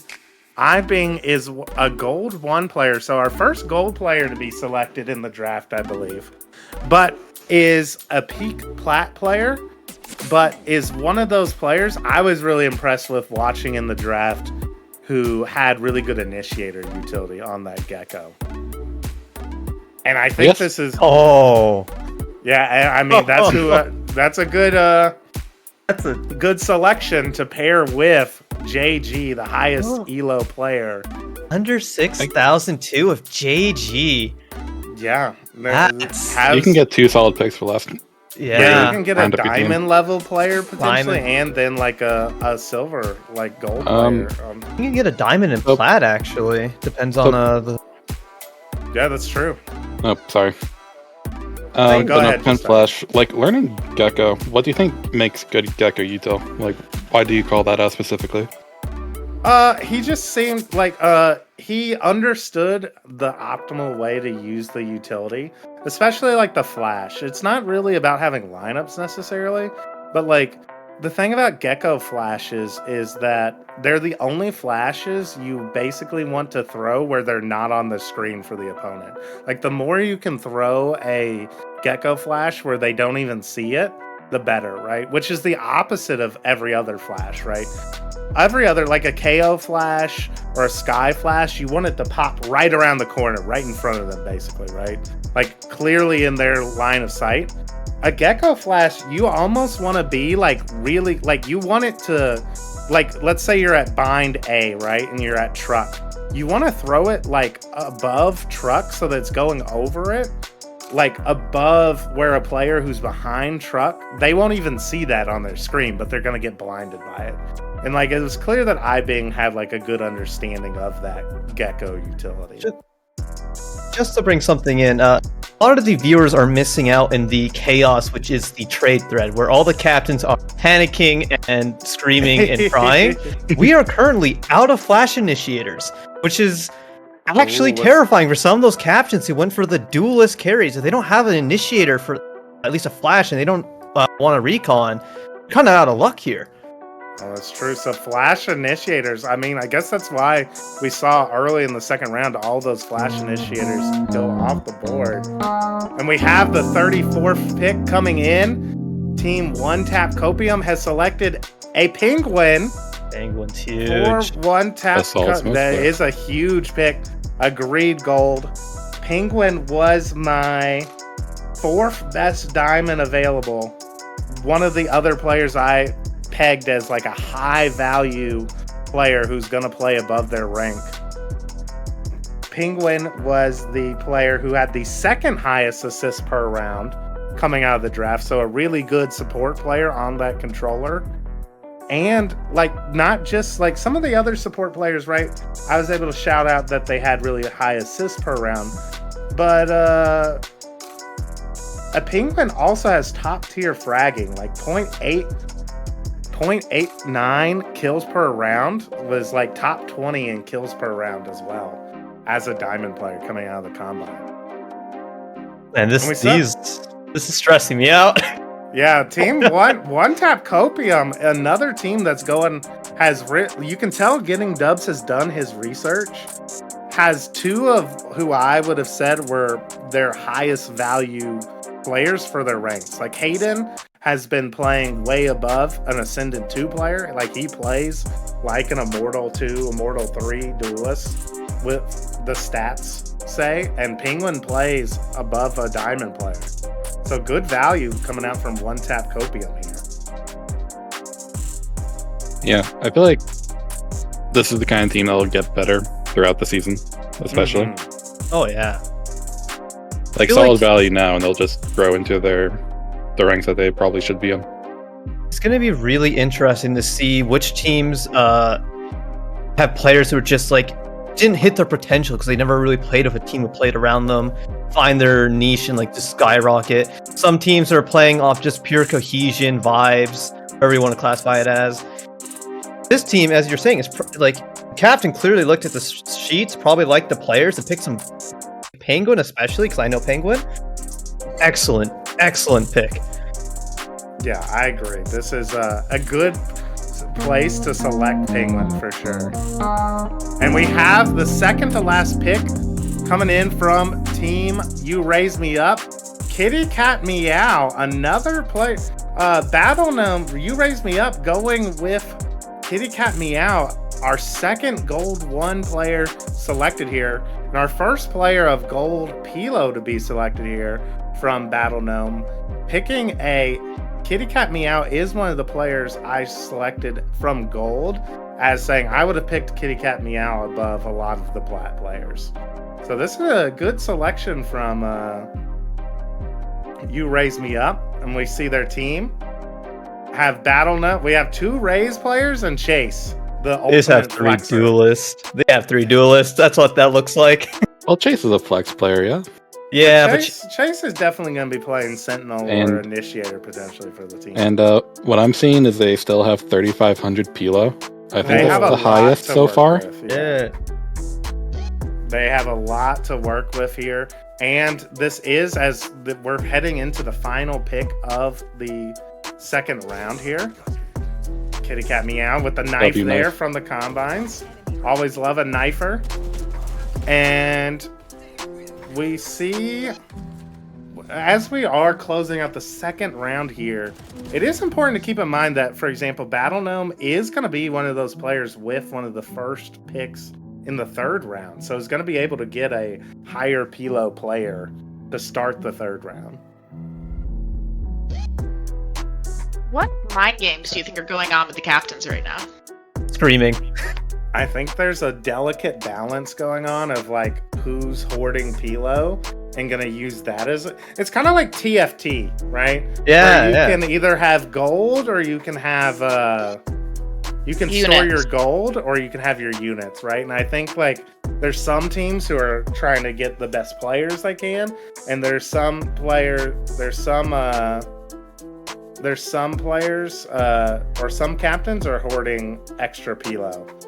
And I mean, for example, like a player or a captain like Battle Gnome could probably potentially get a really good player from Elo Evaders to get some of that extra Pilo back, basically, right? Yeah, I almost wish like we could put them in a room and we could have observed them as like a science experiment. Well, we do have them in the trade thread, and our trade reporter Zahn is reporting they are freaking the fuck out, and it's pure content. Now, what would have been hype is all of them in the VC. Oh, Then we get like clear comms. I suggested it, and kind of I don't know if we would have been able to set it up. would have been a bad idea. Yeah, we would all be like, understand why "Holy you would not want to." Where's my pick?" I see this being mentioned in in that trade thread. I just took a peek at it, but there are a lot. And taking a look at my own notes, there are a lot of like kind of higher level, like Pilo, like high plat diamond duelist available still. So I'm super interested to see what's gonna happen in this third round. And here comes one of them, Snow, selected by Temptuous from Controlled Chaos. Picked up here with the final pick of the second round. Snow is probably one of those players. This is a good place to pick Snow, too. Snow is one of those players that really impressed me. Of course, let's see if Zendikar has it. Yeah. Let's see the 3 aces in a row on Icebox. Oh, yeah, this was against a player that had 50 kills in the game. Yeah, and they really won their team a few rounds to. Well, no, like Snow, I mean, literally had 3 aces and then won the game in triple OT. Like, Snow, I think, is one of those players. You don't see it in the stats as much. Like, he has good stats. For example, he's 10th in first kills to first deaths ratio. So he basically. He wins 2 out of 3 first duels, basically, right? Like, if he fights in the first fight 3 times, he's going to win it twice. But Snow, for example, right? Like, we just see here, like, has the ability, that pop-off ability, and could be one of those players that can climb throughout the season. Flash, I have a question. Can a team draft over the cap and organize a trade after the fact to stay under? I probably could, but they'd have to finalize it by the end of the draft. Yeah, I mean, that's the only way it works. Right, and here we can see the second round. Thoughts, opinions from Team Captain Gold before we get you off the desk, or any of our other analysts. What did we see in the second round? I feel like there's been a focus for every single round so far is not really on the duelist, but getting everyone around the duelist. I feel like even though they haven't been picked yet, the duelists are going to be spoiled for having such, like, basically teams built for them before they even come in. I think that's a really good analysis, Gold, of like there are a lot of these, there's a couple of these teams, right? Just Tired said it earlier, that have basically all support players. And there are several duelist players that are on my draft board here that are just going to be able to farm with these high level support players. We have several pretty excellent duelists for their elo still available I that we have could a see picked question. up in this third round. Yeah. What captain do you think is in the most dire situation? I mean, obviously, it's Team Captain Frog of Elo Evader, since he literally can't draft a player that fits his Pilo currently. As a captain in the trade thread, this captain, who happens to be also named Dyer, currently rapidly DMing multiple captains to figure something out. So we'll see who's really panicking right now. I'm calling you out, Dyer. All right, we're heading into an exciting third round here. We're gonna take a short break. Don't go anywhere, chat. We are halfway through the Underpeel draft, but there's so much drama still left to do. So much more work. We will be back in a couple of minutes. Don't go anywhere. See you in a second.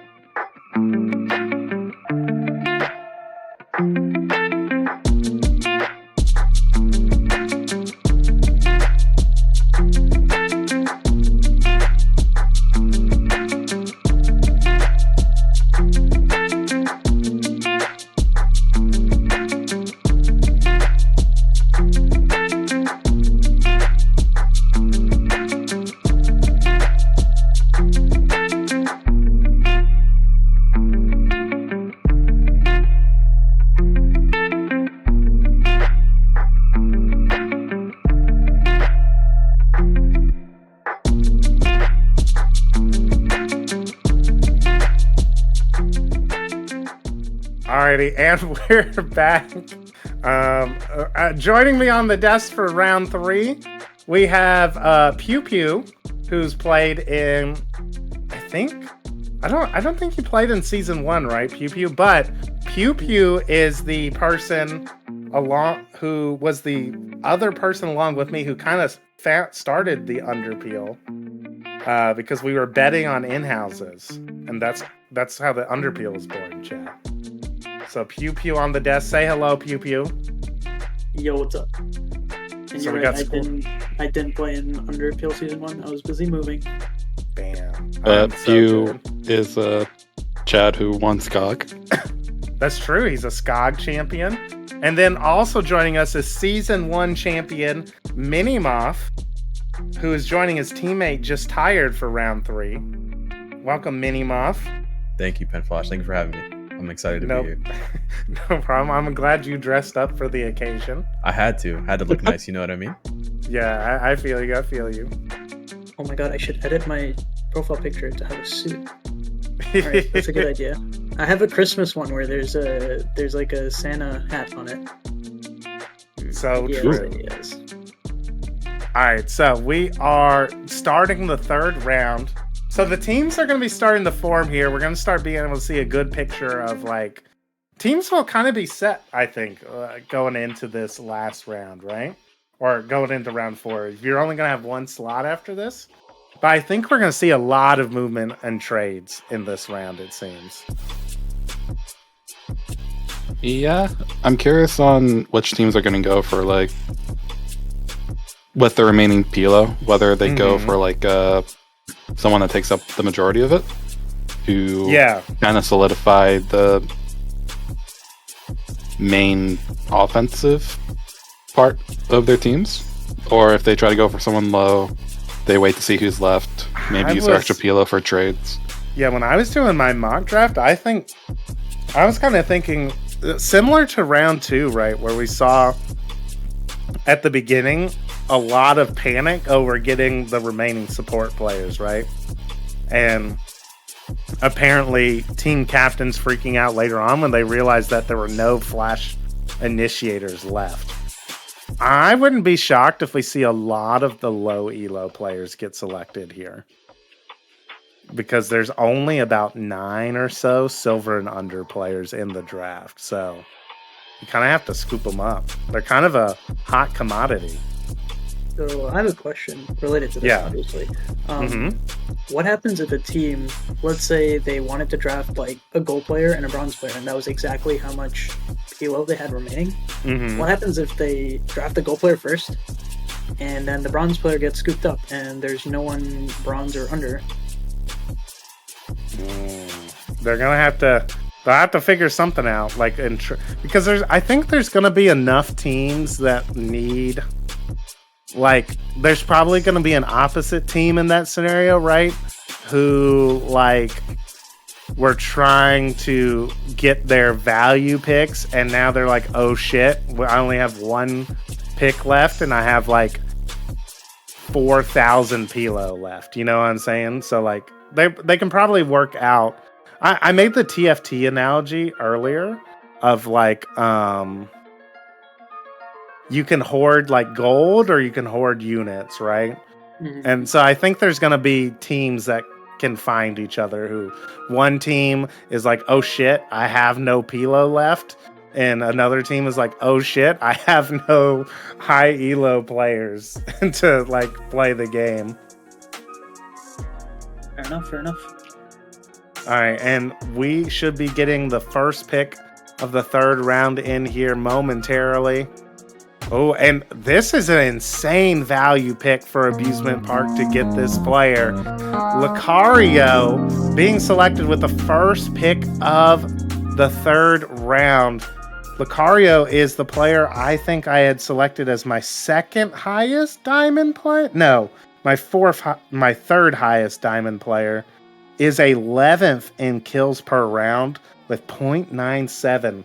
So one of those we were talking about this at the end of the last round, Just Tired of, like, there were a lot of these kind of mid-elo duelists left on the table. And so I'm seeing like in a team like Abusement Park, we can see they have 1,600 Pilo left over after this pick. So are gonna have a lot of, and we get the pick here. We're starting to see the team. Room, They have a lot of wiggle room left. Minimoff, Pew Pew. What do you think you would be looking for this final slot on the team? What's missing in this team so far? I would be looking for the highest rated player you can get that fits this Pila. I think this team looks really good so far, so I think they have a lot of flexibility for the 5th pick. Yeah, I mean, I think Zodiac Griller had the number 1 pick and traded out of that spot.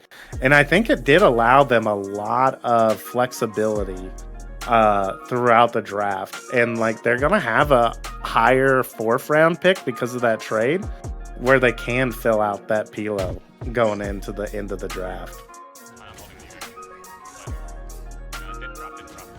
And yeah, they kind of have one of every role at the moment. Mm-hmm. So they're not really locked into that. I need a duelist. I need a controller. Yeah, true. Like, I'm interested to see which of the what ends up making the better teams, the flexible teams or the highest elo teams. I think it's going to be the flexible teams at the end of the day because we are going to see a map pool change here eventually with the next episode. That is teams true. that are able to like switch between comps at, like for different maps, it's going to be really helpful. That is true. As long as they can put in the time in the practice of maps, whether it's in ranked or scrims. I think that's the key. Having looked at so we did a survey with all the Combine players, and almost all of the Combine players basically said they were going to go as hard as they could in the. They maxed out the like.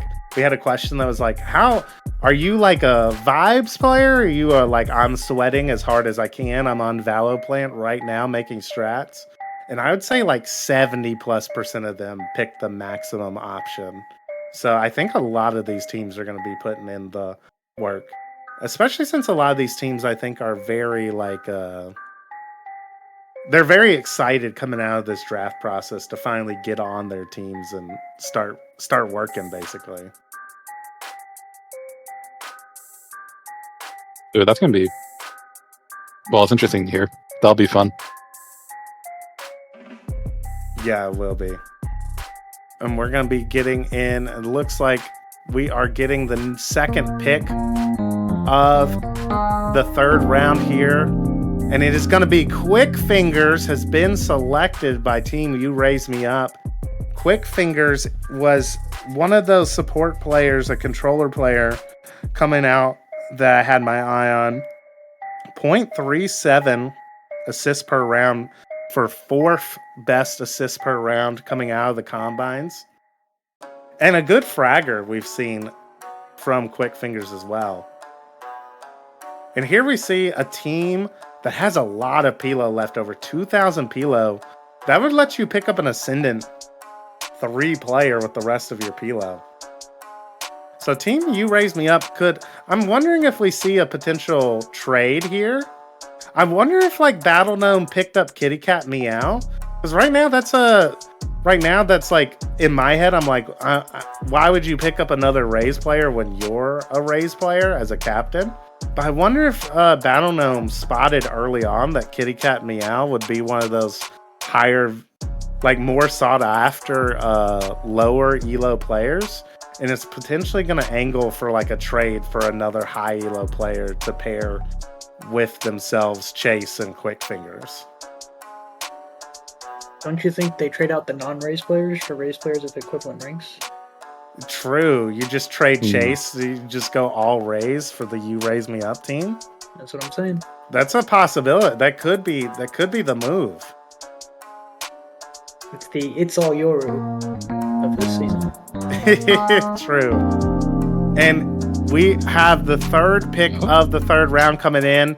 Team Captain Gold, 404 Aim Not Found, have selected Naruto's. Speaking of Raise players, with the 3rd pick of this 3rd round, Naruto's is one of those players that I had my eye on. if I was picking lower elo players higher in the draft, Naruto's would have been one of them. Yeah. Naruto's is one of the few race players that got foddered by Hooch, and Hooch didn't make fun of his satchels. Yeah. He's like the back- only one I can think of who like had no comment about Ray's movement Yeah. from Naruto's. And we were on the same premier team together. Mhm, He's very we're open champions. to criticism. Yeah, we did win. And it'll be interesting to see how he grows throughout the season. Because he has like the base raise movement down. I think this is a good team for him to wind up on too. As we can take a look at that team graphic for 404 here to take a look at how their team is shaping up. This is one of those teams I think has gotten a lot of good value. Gold has from Komoru and Naruto's are both players I had pegged as like the highest value kind of plat players coming into the combine. He snagged up both of them. Though it is going to be, I think Team Gold was talking about captains panicking on the desk earlier. I think Gold might be panicking a little bit here, as he has a double duelist comp right now with no initiators. So, and we're running out of time to pick up those initiator players. They have enough PLO for a plat 3? Yeah, they could pick up. The thing is these high, like one of the things to keep in mind is the teams who are selecting here at high in the 3rd round are going to be having the last picks in the 4th round. So they're going to be the ones with probably the lowest PLO. And so we have Cloud 10 selecting Omastay. This is a good pick. We're seeing our first silver player selected here, and you might think this is kind of high to select them. But as we see, the team Pilo is starting to creep up for Cloud 10, and Omastay was definitely one of the silver players I marked as being a high value silver player. So a good pickup here. And yeah, you gotta have some of the better low elo players when you got JG on the roster.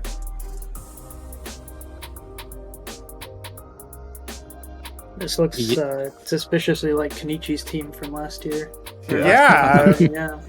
Going with the your mom strategy, right? A bunch of gold players and a radiant player, a radiant duelist, right? Mm-hmm. And I mean, we saw that team have a lot of success. They kind of faltered in the playoffs last season, but in the regular season, won a lot of games. Yeah, I think it depends on how well JG plays each game. Yeah, exactly. And Asayaki have selected their pick in the 3rd round. Raffy Cutie being selected here. A controller player selected for Team Asayaki.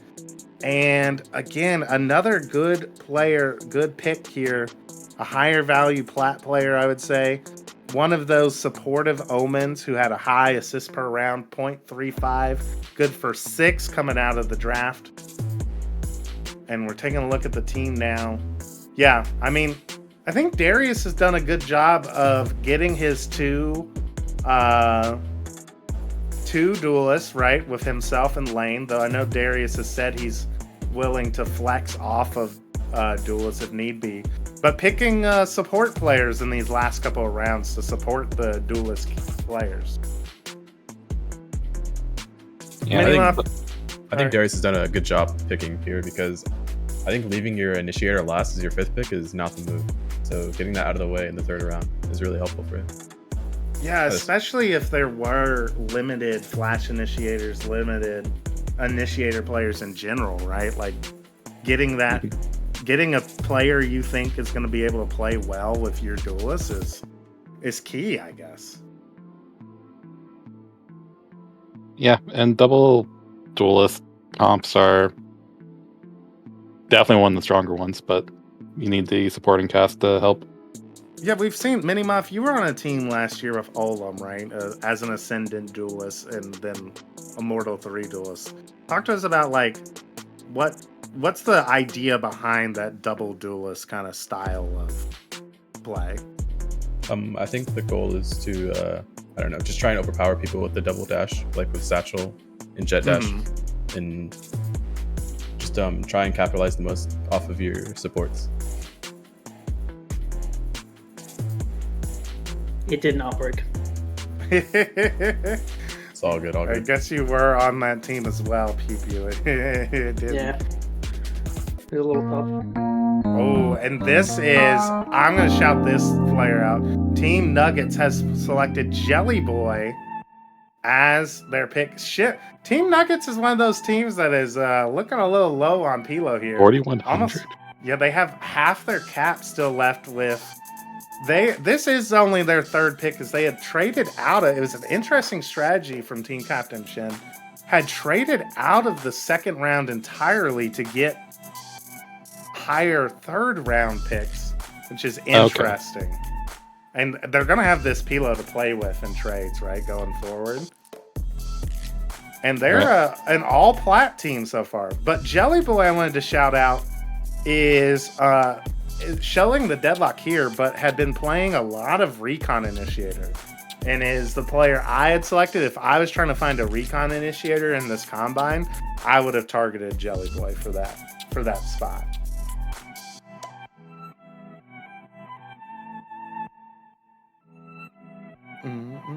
Man, I was really confused seeing that low Pilo. Yeah, like they can get a decent level Radiant with that, but no, it's only 13. We're gonna have to. Yeah, only 3 players. So they still have. They'll be making a. I think we're gonna see more of the strategy from Team Nuggets in a couple of picks, as they will be selecting here in 2 picks. And as we see, we're kind of seeing. Again, a lot of the we saw Lucario and Naruto's 2 of those higher potential duelist players coming off the board early here in round 3. Do you think this is the time to try and scoop those players up? It depends, because for me, I think I would try to go for more of like the best low elo, and then see whoever's left for the last, but if they have a vision. Yeah, and Cosmic Rays, Mecha Samurai selected Mazarov, another gold player coming out here in the 3rd round. More of what you were just saying, just tired of picking who you think are some of the better high elo, or not high elo, low elo players. And again, we see another team, Mecha Samurai, has 2,500 Pilo left to play with for Team Cosmic Rays. So a lot of room to play with here with this final pick. Yeah, maybe a trade can come out. Let's try and get them an initiator as for their last swap. Yeah, potentially a trade available in the making. Maybe even trying to trade for one of those higher Pilo players. And I see Echo Healy talking in the chat. This next pick is going to be Team Nuggets pick. So this will be their 4th player. So they traded to purposely have more picks in this round. So I'm interested to see what kind of player they're going to pick here. And if we'll see a trade potentially come out with Team Nuggets. We have a couple of teams with a lot of Pilo left over that they could utilize. For some of those teams, like Team Elo Evaders, who just have... Like, Teku is available, I would assume.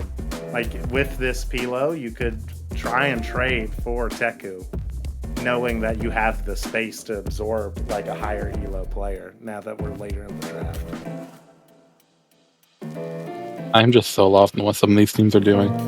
And I'm sure behind the scenes is crazier. And so Team Nuggets has selected Cue Ball with, and still, look at this, they still have, like Cosmic Rays, have a ton of Pilo left over. But Cue Ball is one of those players I had highlighted as a really high value plat player. One of those players I could see growing into a star duelist for a team, even though they're plat 3 currently. You see the ACS at 240 is up there for ACS. They are 24th in KPR, so 0.84 kills per round for cue ball.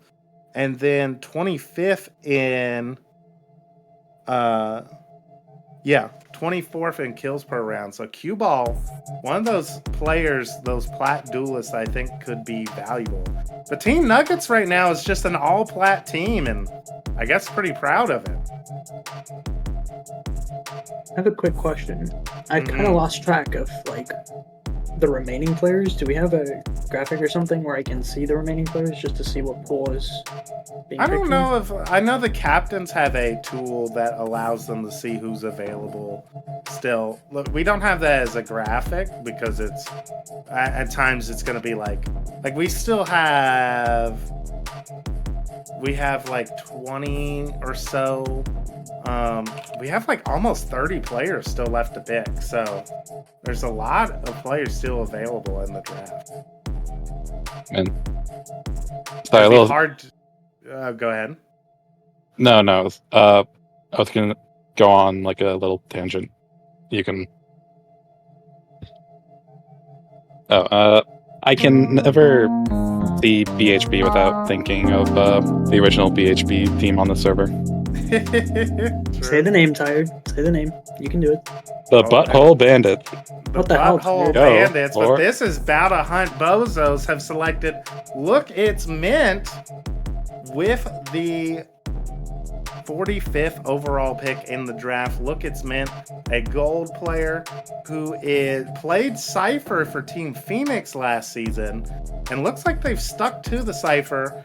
And this is going to be interesting as we see. This is the one-trick team, Battle Hunt Bozos.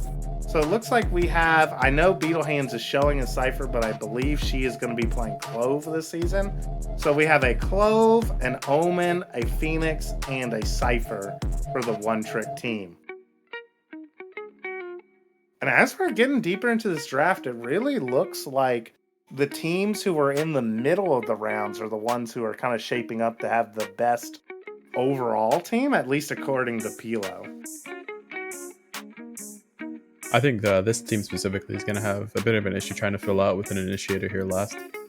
Yeah, I mean, we're running low on initiator, and I feel like the teams that at the time I was confused why we were seeing so many like lower elo players getting selected high, but it's turning out to bear fruit here as like all the initiators are gone, right? So it's like that was a high value kind of resource early on in the draft, and the teams that like recognize that snatched them up quickly.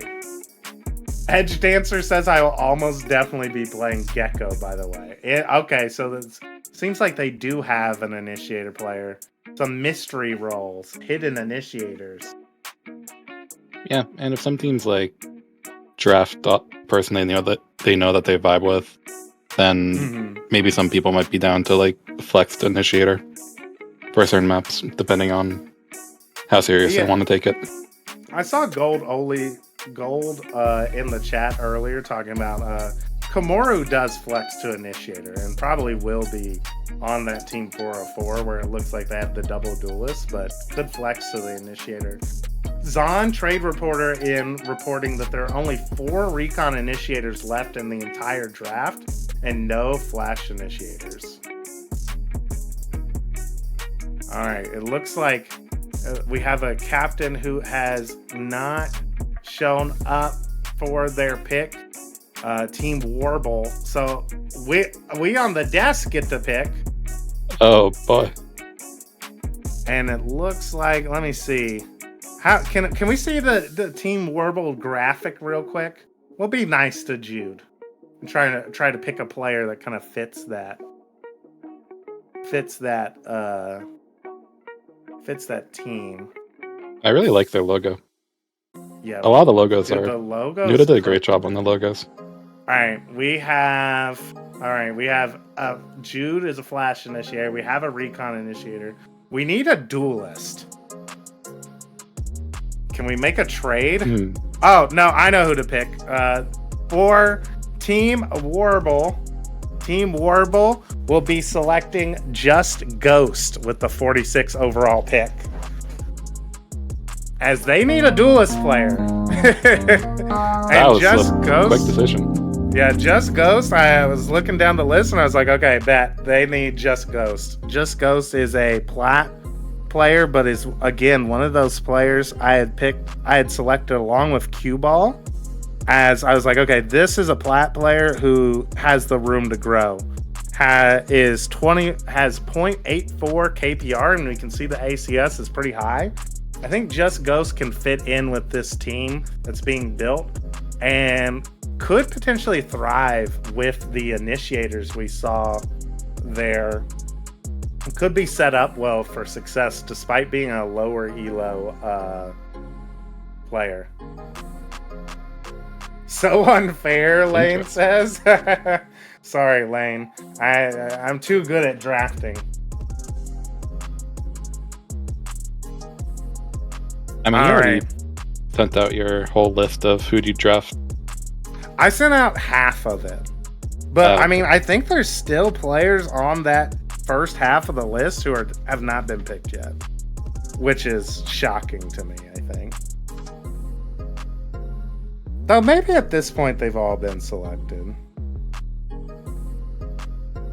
And I think we're going to start seeing some of these teams starting to select those, what you were talking about, just tired of the lower, high value, low elo players coming in, as Zaki has been selected by Controlled Chaos with the 47th overall pick.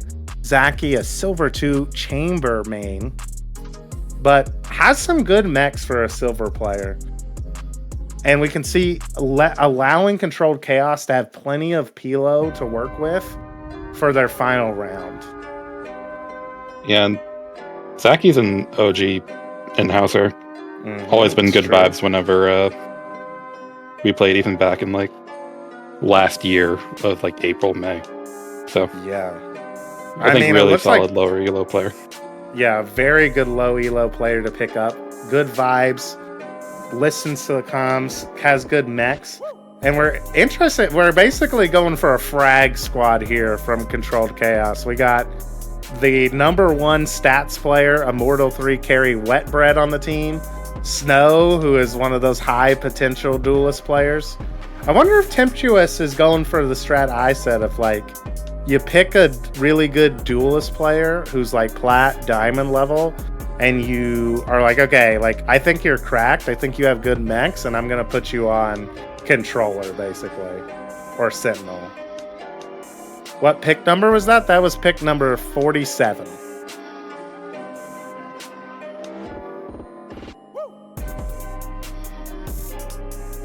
Coming up next is Team Serpent Striker.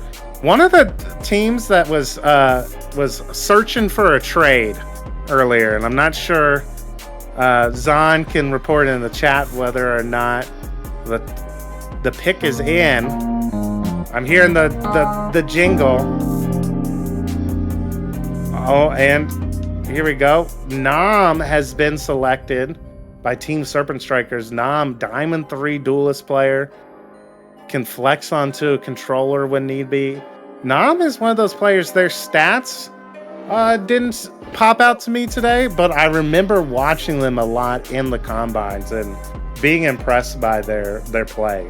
So I think that's, especially if you had Pilo to work with here from Serpent Strikers, Nam is a really good pickup here for Team Dire.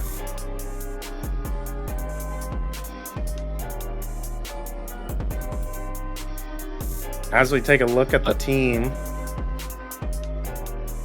what are we looking for Team Serpent Strikers here as we're heading into the end of the draft for the squad? All diamonds so far. I think, again, you're just looking for flexibility. I think they've done a really good job so far picking their teammates. Early on, I mean, I think the best strategy is to get an initiator, a good one here, and they have that. And there's a lot of good duelist players who fell for this round. That's true. Especially if you were kind of like in the know. I know Dyer was one of those captains who was talking to everybody. If you kind of had the know, right, that like people would be prioritizing initiators, it was good to like select get one of those players like heated toilet seat early, and then build a. Nam has swapped to Recon. Interesting. So kind of that strategy of, I guess Bishop is probably going to be playing Duelist for the team then. He said he would flex. Interesting. So Nam going to be swapped. So basically what we have here is we're potentially looking for a Sentinel player now for Serpent Strikers going into the final round. And so we're 2/3 of the way through round 3 now. Take a lot of those Duelist players who can potentially flex, maybe. We're basically seeing in this 3rd round, Duelist players coming out, and then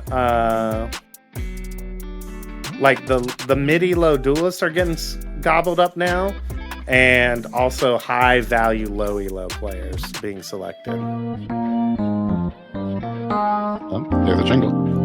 The jingle is in, and the gatekeepers have selected Carbid with the 49th overall pick in the draft. A fascinating pick here. Carbid, I know, has been playing Recon Initiator in the combines. Carbide is the 300 ping Australian player. So selecting that player here, but because of that ping have been lowered Pilo wise. So even though it shows them as Plat 2, right? That's their APAC rank. So they've actually been lowered to be valued around Silver Pilo. So I think it's smart of Team Funky Monk here to select Carbide here, as it gives them a lot of flexibility heading into the final round. I'm Indian? Oh, I'm sorry, Carbide.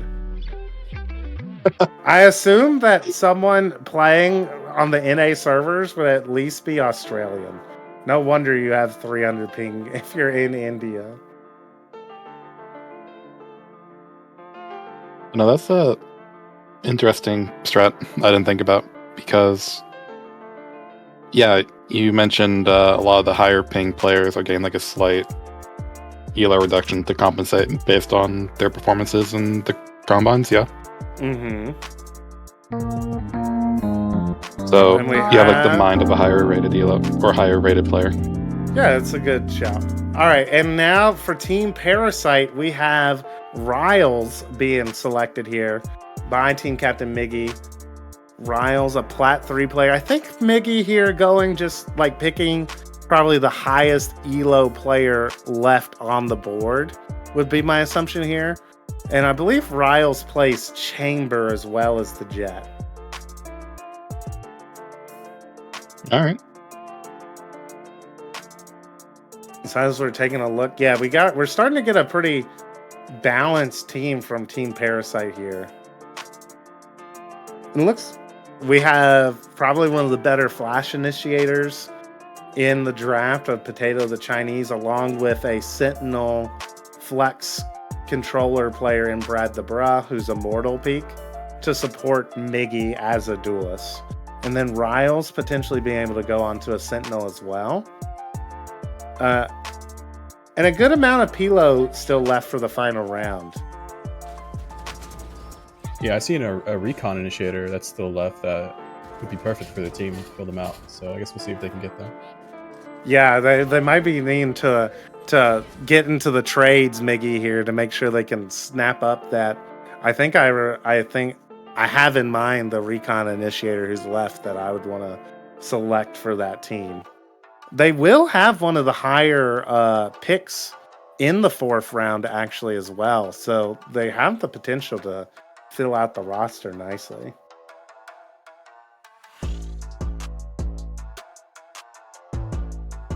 Interesting. Okay. So we have the pick coming in. So Na Weed Win is making their selection here.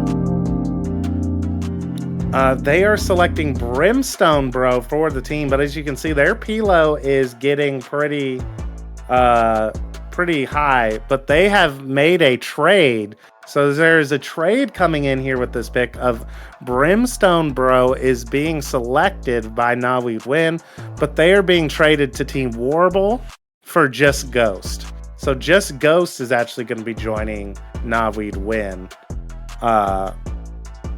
And Brimstone Bro will be heading to Team Warble. This is the first public player trade, yeah?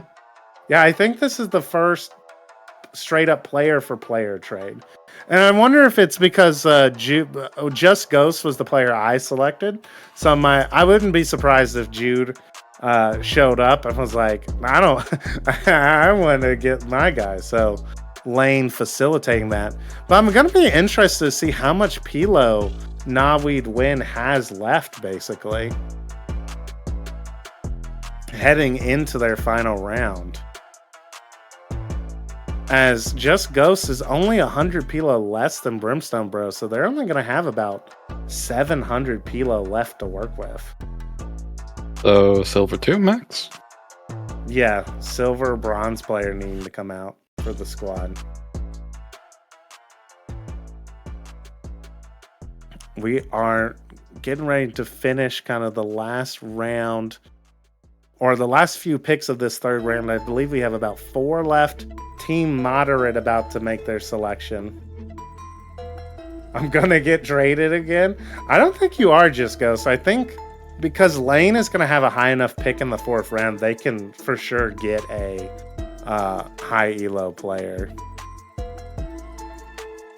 Or a low elo player, I mean. And the pick for Team Moderate is in.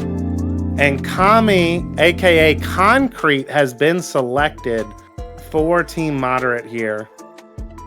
Coming in. So we see Team Moderate is starting to get close to the Team Pilo cap as well.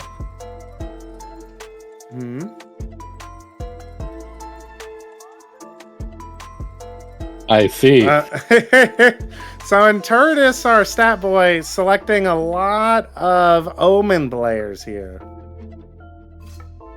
To be fair, Yeah. Kahuna is definitely a flex player. He played Flash Initiate, I think, primarily back in season 1 on this team. Season 1 on the undefeated team, yeah.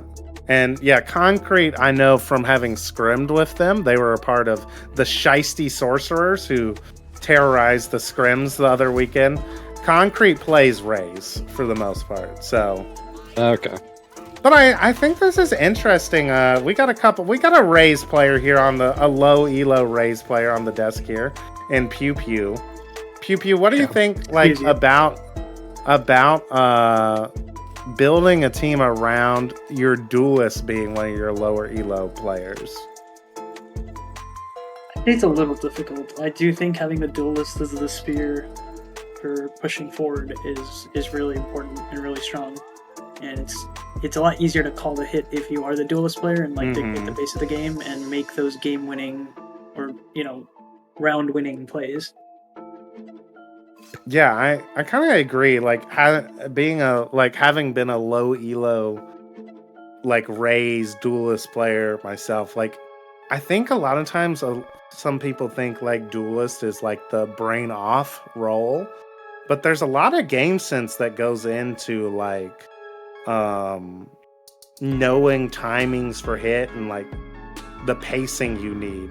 I almost worry at times for this squad that a Radiant player like Kahuna is gonna be I'm throwing a flash for you now, and Concrete might not be able to capitalize off of it because they don't have that same timing, basically. Wetbread disagreeing though in the chat as one of the higher elo duelists, saying that a lower ranked duelist would be better. I mean, it's definitely going to be able to maximize that lower elo duelist, right? Because you have higher elo supports.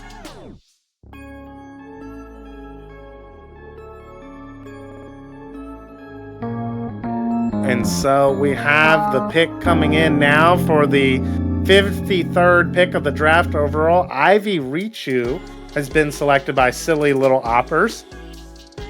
Silly Little Oppers here potentially picking up their op player. with a chamber player, a Diamond 1 chamber player being selected here. And as we get a look at this squad, Silly Little Oppers and Knobweed Win are going to be the first couple of teams we're going to see the full roster here. We're on the final pick of the third round here. And the team's starting to come together for Silly Little Oppers. Yeah, and there's definitely still a couple low controllers available for this team. So yeah. Also, Eco Healy potentially could be the controller player for this squad. Oh, so this skipped my mind before because he has like a different in-game name. But I forgot Ultra was the Mini Peel winner. Yeah. Mini Peel 2. Bro, he's from your team and you didn't even recognize him? I forgot the names. I would never take that. It looks like I'm seeing potentially like I saw Frame Data, the captain who just made that pick, potentially saying there's a trade involved with it. We'll have to see updates on that. We'll be getting our trade reporter Zahn onto the desk coming in here momentarily. But as we come into the final round, there's not I lied. Okay, Frame Data noted liar in the chat. They took it back. Gotcha. All right, we're going into the final pick of the third round is going to be coming out here from One Tap Copium. Selecting Mordak, gold 3 player who is one of the gold players I pointed out in my draft analysis as being one I would pick over plat players. So this is a good pick for One Tap Copium. But as for finishing up this round, we have multiple teams like One Tap Copium. We see at around this 5,500 team Pilo mark. And these teams that have been going for these high value players, I think, are starting to get to the point where they are like, now we need like a immortal player to fill out the rest of the roster. And they're not here no more. So I'm wondering to see if we'll see some trades coming out from some of these teams. As we see the third round picks selected here from the third round. I think a lot of the mid-elo duelists have been scooped up in this round, and the highest value kind of lower elo players have been selected as well. And so now this fourth round is going to be fascinating as we go in, seeing how much are the teams going to be trying to max out Pilo who are not already set up for it, basically. Yeah, I don't know the whole distribution of ranks, but I really figured there'd be more silver players picked, or like low golds and bronzes, like lower elo in general. I think what we're gonna see when we get into this fourth round is that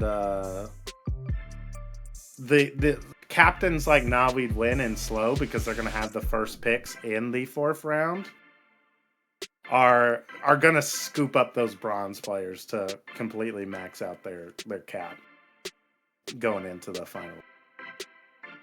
But we are going to be taking a short break here as we head into the final round of the draft. And we're gonna start seeing full teams now going forward. Don't go anywhere. We are gonna be back in a few minutes as we turn these individual players into 18 teams in this final round.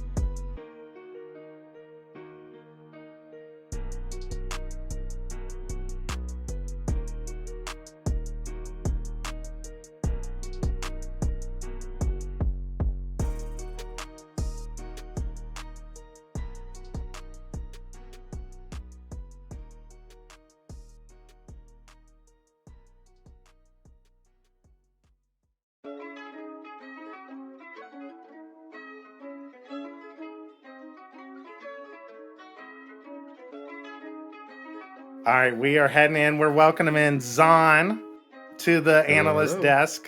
Another Pokemon on the desk here. And Zon is our trade reporter. And we're back quick, chat, because we were just yapping here. Like during the intermission. We're too excited heading into this final round. Zon, give us an update. You've been watching the trades. What's been going on as we head into this final round? So the biggest two teams, that are trying to get their trades out is Darius really wants to try to get a earlier trade, and he is offering up some of the craziest things he can right now. And obviously, Frog is trying to lower his Pilo, but most teams are settled on their own teams, so it's a bit rough for him. Yeah, he's gonna have to find one of those teams that like has the space for like Teku, or maybe even one of the plat players. But like, yeah, it's getting dire for Elo evaders to. Yeah, they're gonna have to play 4v5. It's a bit rough. And the worst part is, Gold, his team is eating. He is eating well with his comp. He is getting everything he wants. Yeah, Minimuff, you were saying during the break, there's some teams you think you've been really impressed by how they've been selecting, and some that not so much. Yeah, this last team that picked has like I think over 2,000 Pilo left. Yeah, there's just not players who are gonna fit that right now. So yeah, in your fourth round, you're just not gonna be. Are some of them potentially playing the long game though, where like they know like. The thing is you have out there, right, that like Elo evaders has to get off of Pilo to make a team. So like you just know you can always get Teku basically with that free Pilo space. We're heading into the fourth round. We're gonna start seeing some of these teams fill out here. Oh, and there it is. We're going to get our first full team here. As with the 55th pick in the draft, Naweed Win has selected Splatter, a Silver 1 controller player, on the board. And Splatter is actually the player one of the silvers I had pegged of like, if I need a silver player to fill out the roster, Splatter would be one of them. So let's take a look. What's our first draft team is complete. And look at this roster. I think this is really well done. I think we're going to see a lot of these teams not be able to hit the cap, so only being 100 off is really well. Really I mean, yeah, I am really impressed here. I agree of like the average I was thinking most teams would be pretty decently under the cap, but 100 off is insane.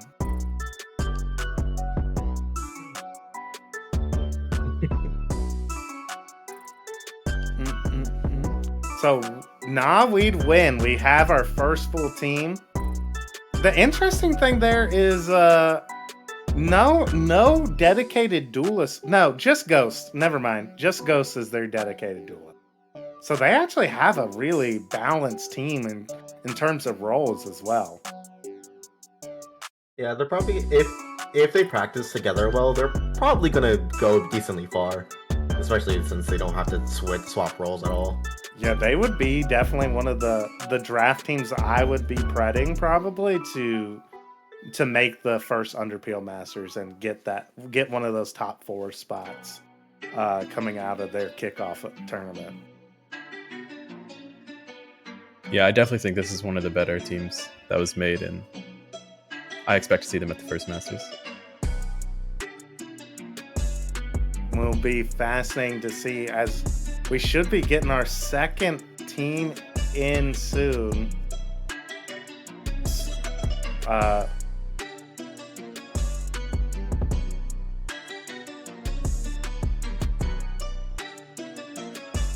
slow or silly little oppers are going to be making their selection here. And let's take a look at who they've picked up with the 56 overall pick. It is going to be non-existent, who is Fire Spirit, and it's showing Jet, but I know Fire Spirit has been playing the Omen in the combines, and we have another team. Team Silly Little Oppers has actually exactly hit the Pilo cap of 8,000. And so let's take a look at the roster. Yeah, this is a good roster here, I would say. Yeah, especially with non-existent playing the control, mostly Omen, but mainly controller. They have a pretty balanced comp. I know for a fact Ultra is pretty good for his rank, so he'll probably help carry that team. Yeah, Ultra is one of the. It was the second diamond player I had pegged of like getting a diamond. I'm picking Ultra. Frame Data is Peak Ascendant 3, so can fill that like duelist carry role. Eco Healy can flex onto a duelist or flex onto some other role you need. And then you have Ivy reach you on the Sentinel. Like we're a good roster, maxed out on the Pilo. Honestly, I'm surprised it took that long for Echo Healy to be picked up. I know there's a couple of those Immortal players who fell pretty low, and I think these higher elo captains really took advantage. Lane was able to get an Immortal player as well on the roster, same as Frame Data, and so now they have Ascendant and Immortal players on the same team.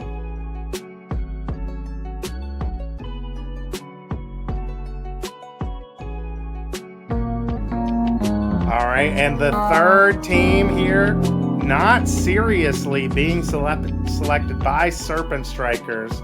Another team able to approach towards the cap here, as we're going to be able to take a look here. Not seriously. One of those gold players I've heard lots of good things about coming out of Mini Peel, for example. And Team Captain Dyer almost able to basically pull off the full diamond squad here. This is a really well-balanced team. Yeah, this is a really good team, especially personality-wise. Like, from what I've been told about Not Seriously, they are really easy to work with, and I know Dyer. This team is probably going to do really well. Yeah, I know Serpent Strikers are going to be one of those teams I think is going to be like is one of those teams, I think all 5 of these players selected the max setting for how try hard they wanted to be, basically.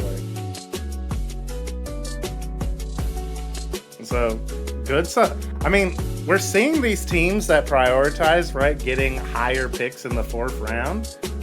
It's paying off, right? If they're able to, especially since a lot of the first selections allowed some of those higher elo players to fall later into the draft.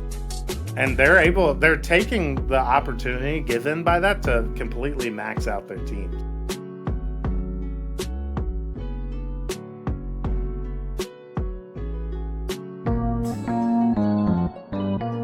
We're getting the next selection coming in. One Tap Copium coming out here. Manual, a Plat 1 Phoenix player being selected by One Tap Copium. And so we have our 4th full team here. One Tap Copium coming out. So we take a look at that squad. I can see their Pilo well beneath the cap, but they have some pretty high value players on the squad. Hayden, for example, was playing like an Immortal player. Penguin kind of plays like an Ascended player. Mordat plays like a Plat player, and Manuel is a Plat player. So, I mean, One Tap Copium, I think, have a good squad here, even though they are pretty decently under the cap. Well, I know 4 out of these 5 players, everyone but Hayden, they all will get along really well and coordinate pretty well on their team. So I think they're going to probably do pretty well if they can get the scrims in.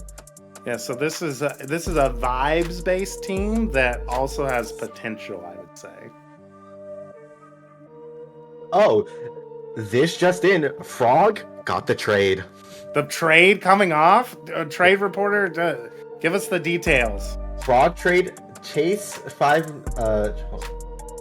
Frog traded his Teku and his 4th round picks with battle plus. Yeah, Frog traded Teku for Chase 591 from. Ooh, that's fascinating. Yeah. All right, and the next pick is in. Team Parasite selecting here with the 59th pick. And here goes one of the final recon initiators off the board. Team Parasite able to snatch Fikriz up. A really good pickup here for Team Parasite, I think. Fikriz, one of the players, right, available. And look at this team comp. Yeah, this is the initiator I was hoping this team would get. I think this really like rounds out the team super well. Yep, exactly. Fikriz was exactly who I was thinking of to Minimoff for this squad. And yeah, they have a super well-balanced team. Like, they have Riles, I know, can flex onto Sentinel. Brad the Bruh, I guess, is going to probably pick up controller for this team full-time. And I like the look of this roster. Yeah, and we can see Fikriz up to gold already, so a climber. And I know Miggy's a climber too, because like I said, when I was starting to do prep for the draft like a week or two ago of like putting the captains in order, they were like plat 2, and they've hit ascendant 1 now, so.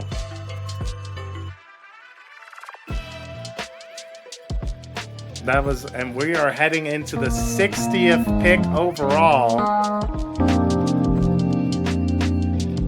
Funky, the Gatekeeper, selecting Lucky, a gold 3 Cypher player to round out the Gatekeeper's roster. And let's take a look at the final roster. Pretty close to the cap here. I think good value on the lower elo players here from Funky Monk. With an Immortal 2 Duelist and Biped 0, supported by some of the best support players coming out of the combines in Blotus and himself in Funky Monk. Oh, another trade for Frog got in. He Frog traded. He traded his 4th round pick with Battle Gnome. And Battle Gnome now has a guaranteed map pick against Frog. The condition coming out. So those are some of the conditions that can make trades that, like, you might be thinking, like, why would you ever trade a higher pick in the same round for a lower pick? But you can trade conditions, right? So, like, for example, like, if we play in a weekly tournament, like, I guarantee you get to select the map, like, before bans or whatever, right? It's like a good trade, like, chip you can put in. And it looks like Team Moderate now making a selection here. And almost capping out here with K.Rex being picked up by Team Moderate. A Neon player who I think I've seen also K.Rex play the Chamber. Let's take a look. I think this team kind of cooks here.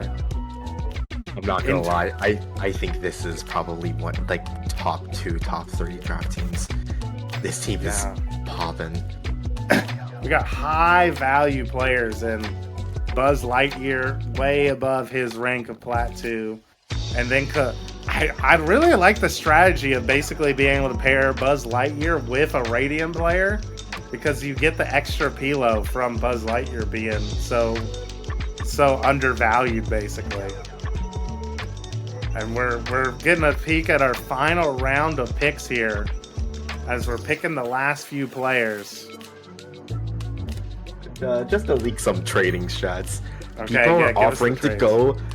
People are offering to go classic only for almost 4 to 6 rounds to trade pick spots right now.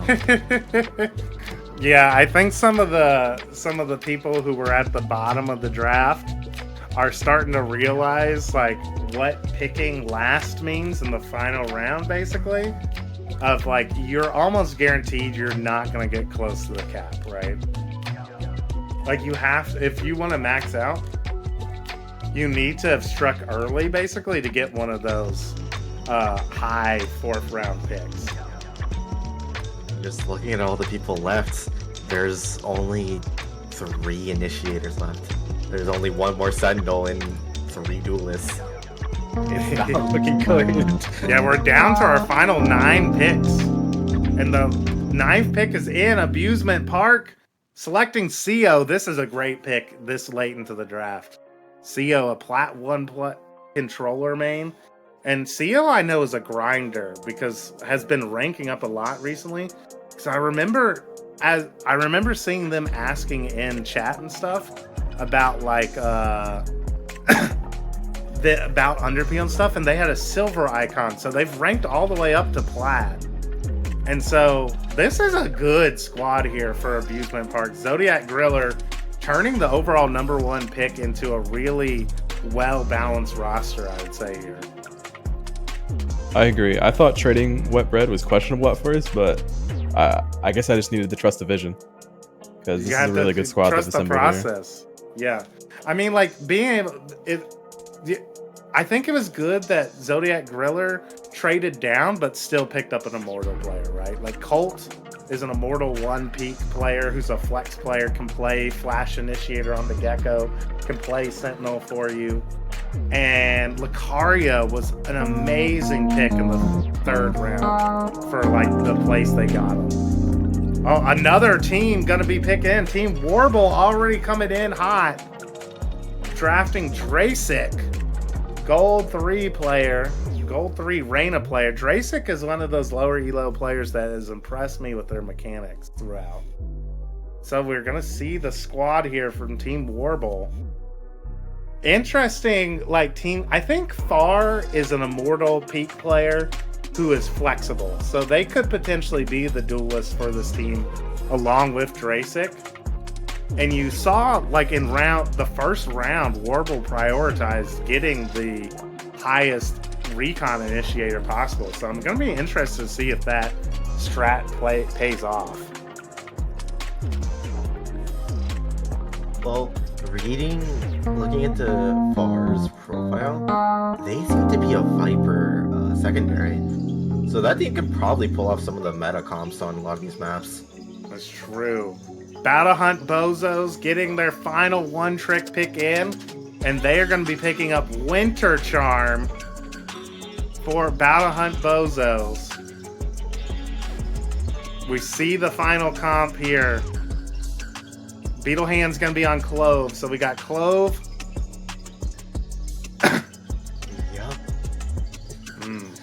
Oh, OD potentially going to be a coach for this squad? Yeah, interesting. Winter Charm picked up here, middle of the 4th round, to fill out Battle Hunt Bozos. Vi, Edge Dancer, Beetle Hands, Look It's Mint, and Winter Charm. Free coach with the package. Yeah. This is one of the teams I'm excited for because I have a feeling they're gonna do pretty well, but also be really funny to watch. Yeah, they're gonna be a content team for sure. I'm excited to see their 1-trick team. I was doubtful of it at first, but I think they can make it work for sure. I'm wondering what their comp is gonna be. Maybe Beetle Hands could leak it to us because, like, we see 2 Ciphers on there, right? We see an Omen on there. Yeah, I'm very curious what their duelist is going to be. Yeah, if it's going to be Vi on the Phoenix, or if they're just going to leave Winter Charm and Reyna and let Winter Charm be the spear. Winter Charm has been going off lately. And you raised me up after the trades. I think we heard Battle Gnome selecting Teku and now picking up Ashbourne. Accelerate. I know moderator Ethan, who's co-casted some of the combines with me. Ashbourne is Accelerate, and Accelerate has been one of the more impressive low elo Omen players. And another team able to max out the cap here. But interesting, 171 assists total, one of the highest assist totals for Ashbourne. The highest, I'm being told, by the stats crew. An interesting composition potentially going to come out here. We have Teku as a hard carry, Immortal 3 jet player, 2 Raze players and 2 Omens. You Raise Me Up is ready to play some replication, I think. But I think a good strategy there of like not worry, like I like the idea of potentially not worrying about comp and just being like, who is the best players I can get, right? And we'll figure out the comp later. Yeah, because I think they're the second team we've seen so far that's maxed out their Pilo, so I'm sure they have some flexible players. I mean, and really good job, I think, from Battle Gnome to be able to do so. As Battle Gnome had like the second overall pick, which means that they would have had one of the lowest picks in this round, right? So the ability to move up and maneuver to max out the Pilo is super valuable. Yeah, I think Cosmic was a good Rays here, picking up Hyzen with their final pick. And Cosmic Rays, I think I'm gonna say, Dasumoto was saying earlier, like, I think this team is I'm hoping they're going for vibes. I hope this is a vibes team, because we can see they're pretty under the cap here. Yeah, definitely a vibes team, but they should As be long fun to as- watch. As long as they have Biscuit fun. are pretty good. Kobiscuit and Overheated and Mecha Samurai are all strong players, I think. It's just, I think when we are full tryhard 10. All right. Hyzen, you and Mazarov gotta rank up hard then. Yeah, you could put a Diamond 2 6-man and still register the roster, is what I'm seeing there, right? Of like, if you're doing the average Pilo that the cap allows you, you could have 5 Diamond 2 players, right? You could have a second Overheated, still fill out the roster for Cosmic Rays. Who you betting on just on roster? I'll have to see them all again. I've been impressed. So many teams are getting really good, strong, competitive rosters. So.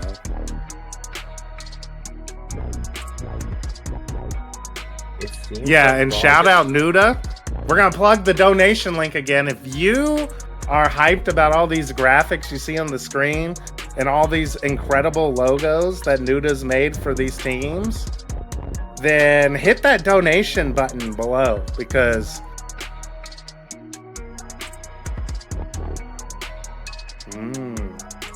hit the donation link below to help support the Underpeel, the people who are creating all these amazing graphics for us. Gets it in. Nuggets, another team that's going to be way under the cap here. Sheep being selected by Team Nuggets here. And talking about the previous team, Battle Gnome's going to be switching to the Sentinel to help kind of fill the roles here.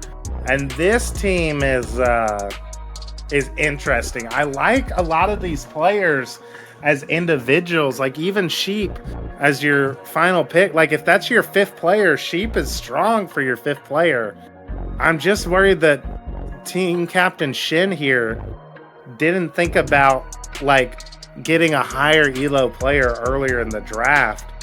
Like if we sub out one of these players, like all of these players are really good, but we just need, I think, a high elo player to kind of center these players around almost. It's missing a star, really. Yeah.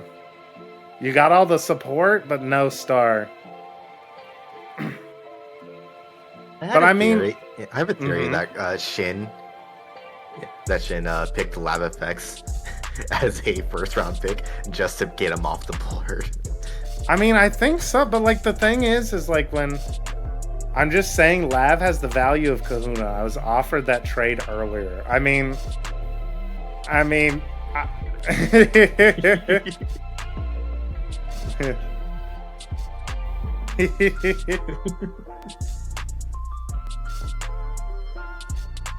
yeah, I'm being told that trade was offered in round 1, and since been rescinded, I believe. So, But I mean, the thing is about Team Nuggets is like, Q Ball is one of the players I had selected as a high value target. Jelly Boy would have been the recon initiator I wanted. We see Asayaki coming in here with Ascendio being selected for Asayaki. And I think this is a team, even though they're below the Pilo, this team could be potentially competitive.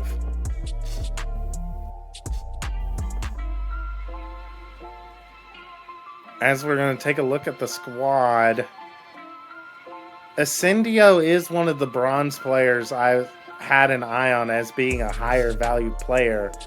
And Lane and Rafi Cutie both play above their rank.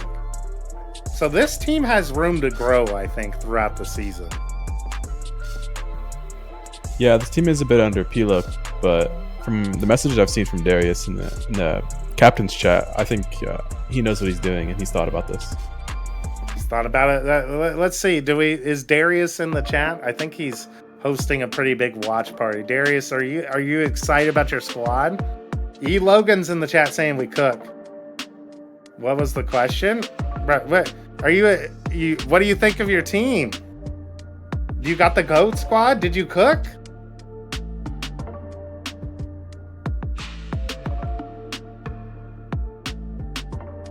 Did you get your optimal? The Sid wasn't my first pickup, but he was on my mini peel team, so I think I cooked. Ooh, the mini peel buff. The mini peel buff potentially coming in. We could be higher Pilo, but everyone else was ideal. Yeah, it gets tough of like when you maximize your first 3 picks, right? You set yourself up, but then you probably have a lower pick at the end. As we only have a few picks left, chat. As Cloud 10 is going to select pub subs to finalize their roster on Cloud 10. And we're going to see the team with JG. And this makes sense that you're going to have JG, right, as your hard carry here. And then a lot of players with room to improve who can support him in the background. I think this is a good supporting cast for JG. I think it's just going to be important for him to meet with his initiators here and just set the expectation of what he's looking for, like how they can help him the most. True. I think I'm interested to see these teams that have Kahuna and JG on them. What is going to be the effect of having such a high elo player on your team? Is that going to lead to those players? For example, like I think one of the reasons Buzz Lightyear is so good coming into this season and is such high value for his rank is because he was on a team with Kenichi last season. Having that like rank, like radiant player to play with and learn from, like is such a valuable experience, I feel like.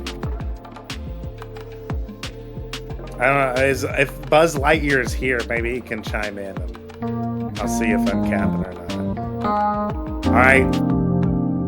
Team 404, aim not found, gonna be making their selection. And it's gonna be Villager popping in for 404.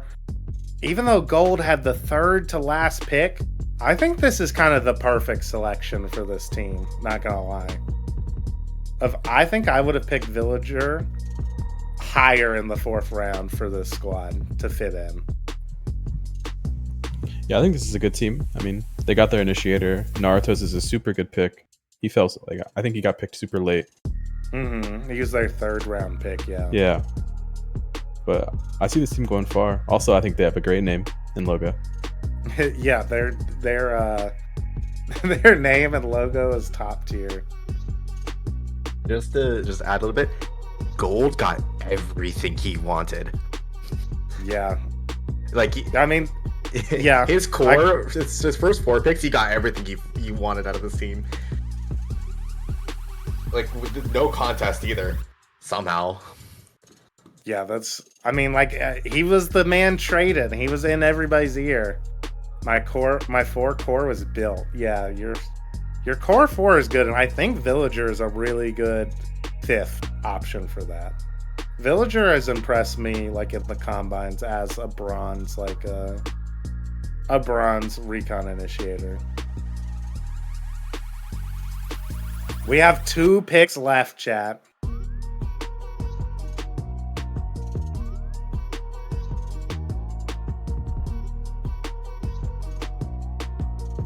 Kenichi was great. To be honest, I've also grinded mechs.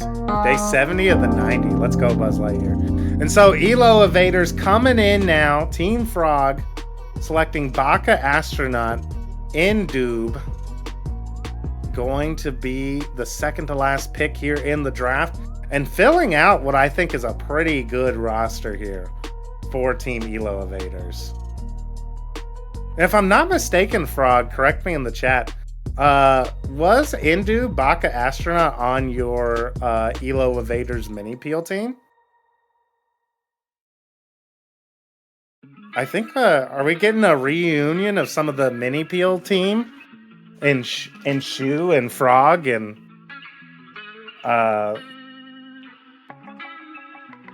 I'm curious if that was the strategy with Elo Evaders. And they picked up Chase in that trade. So they got Giga Flexible, Immortal Player, and Chase. And then also have a really high value player as well.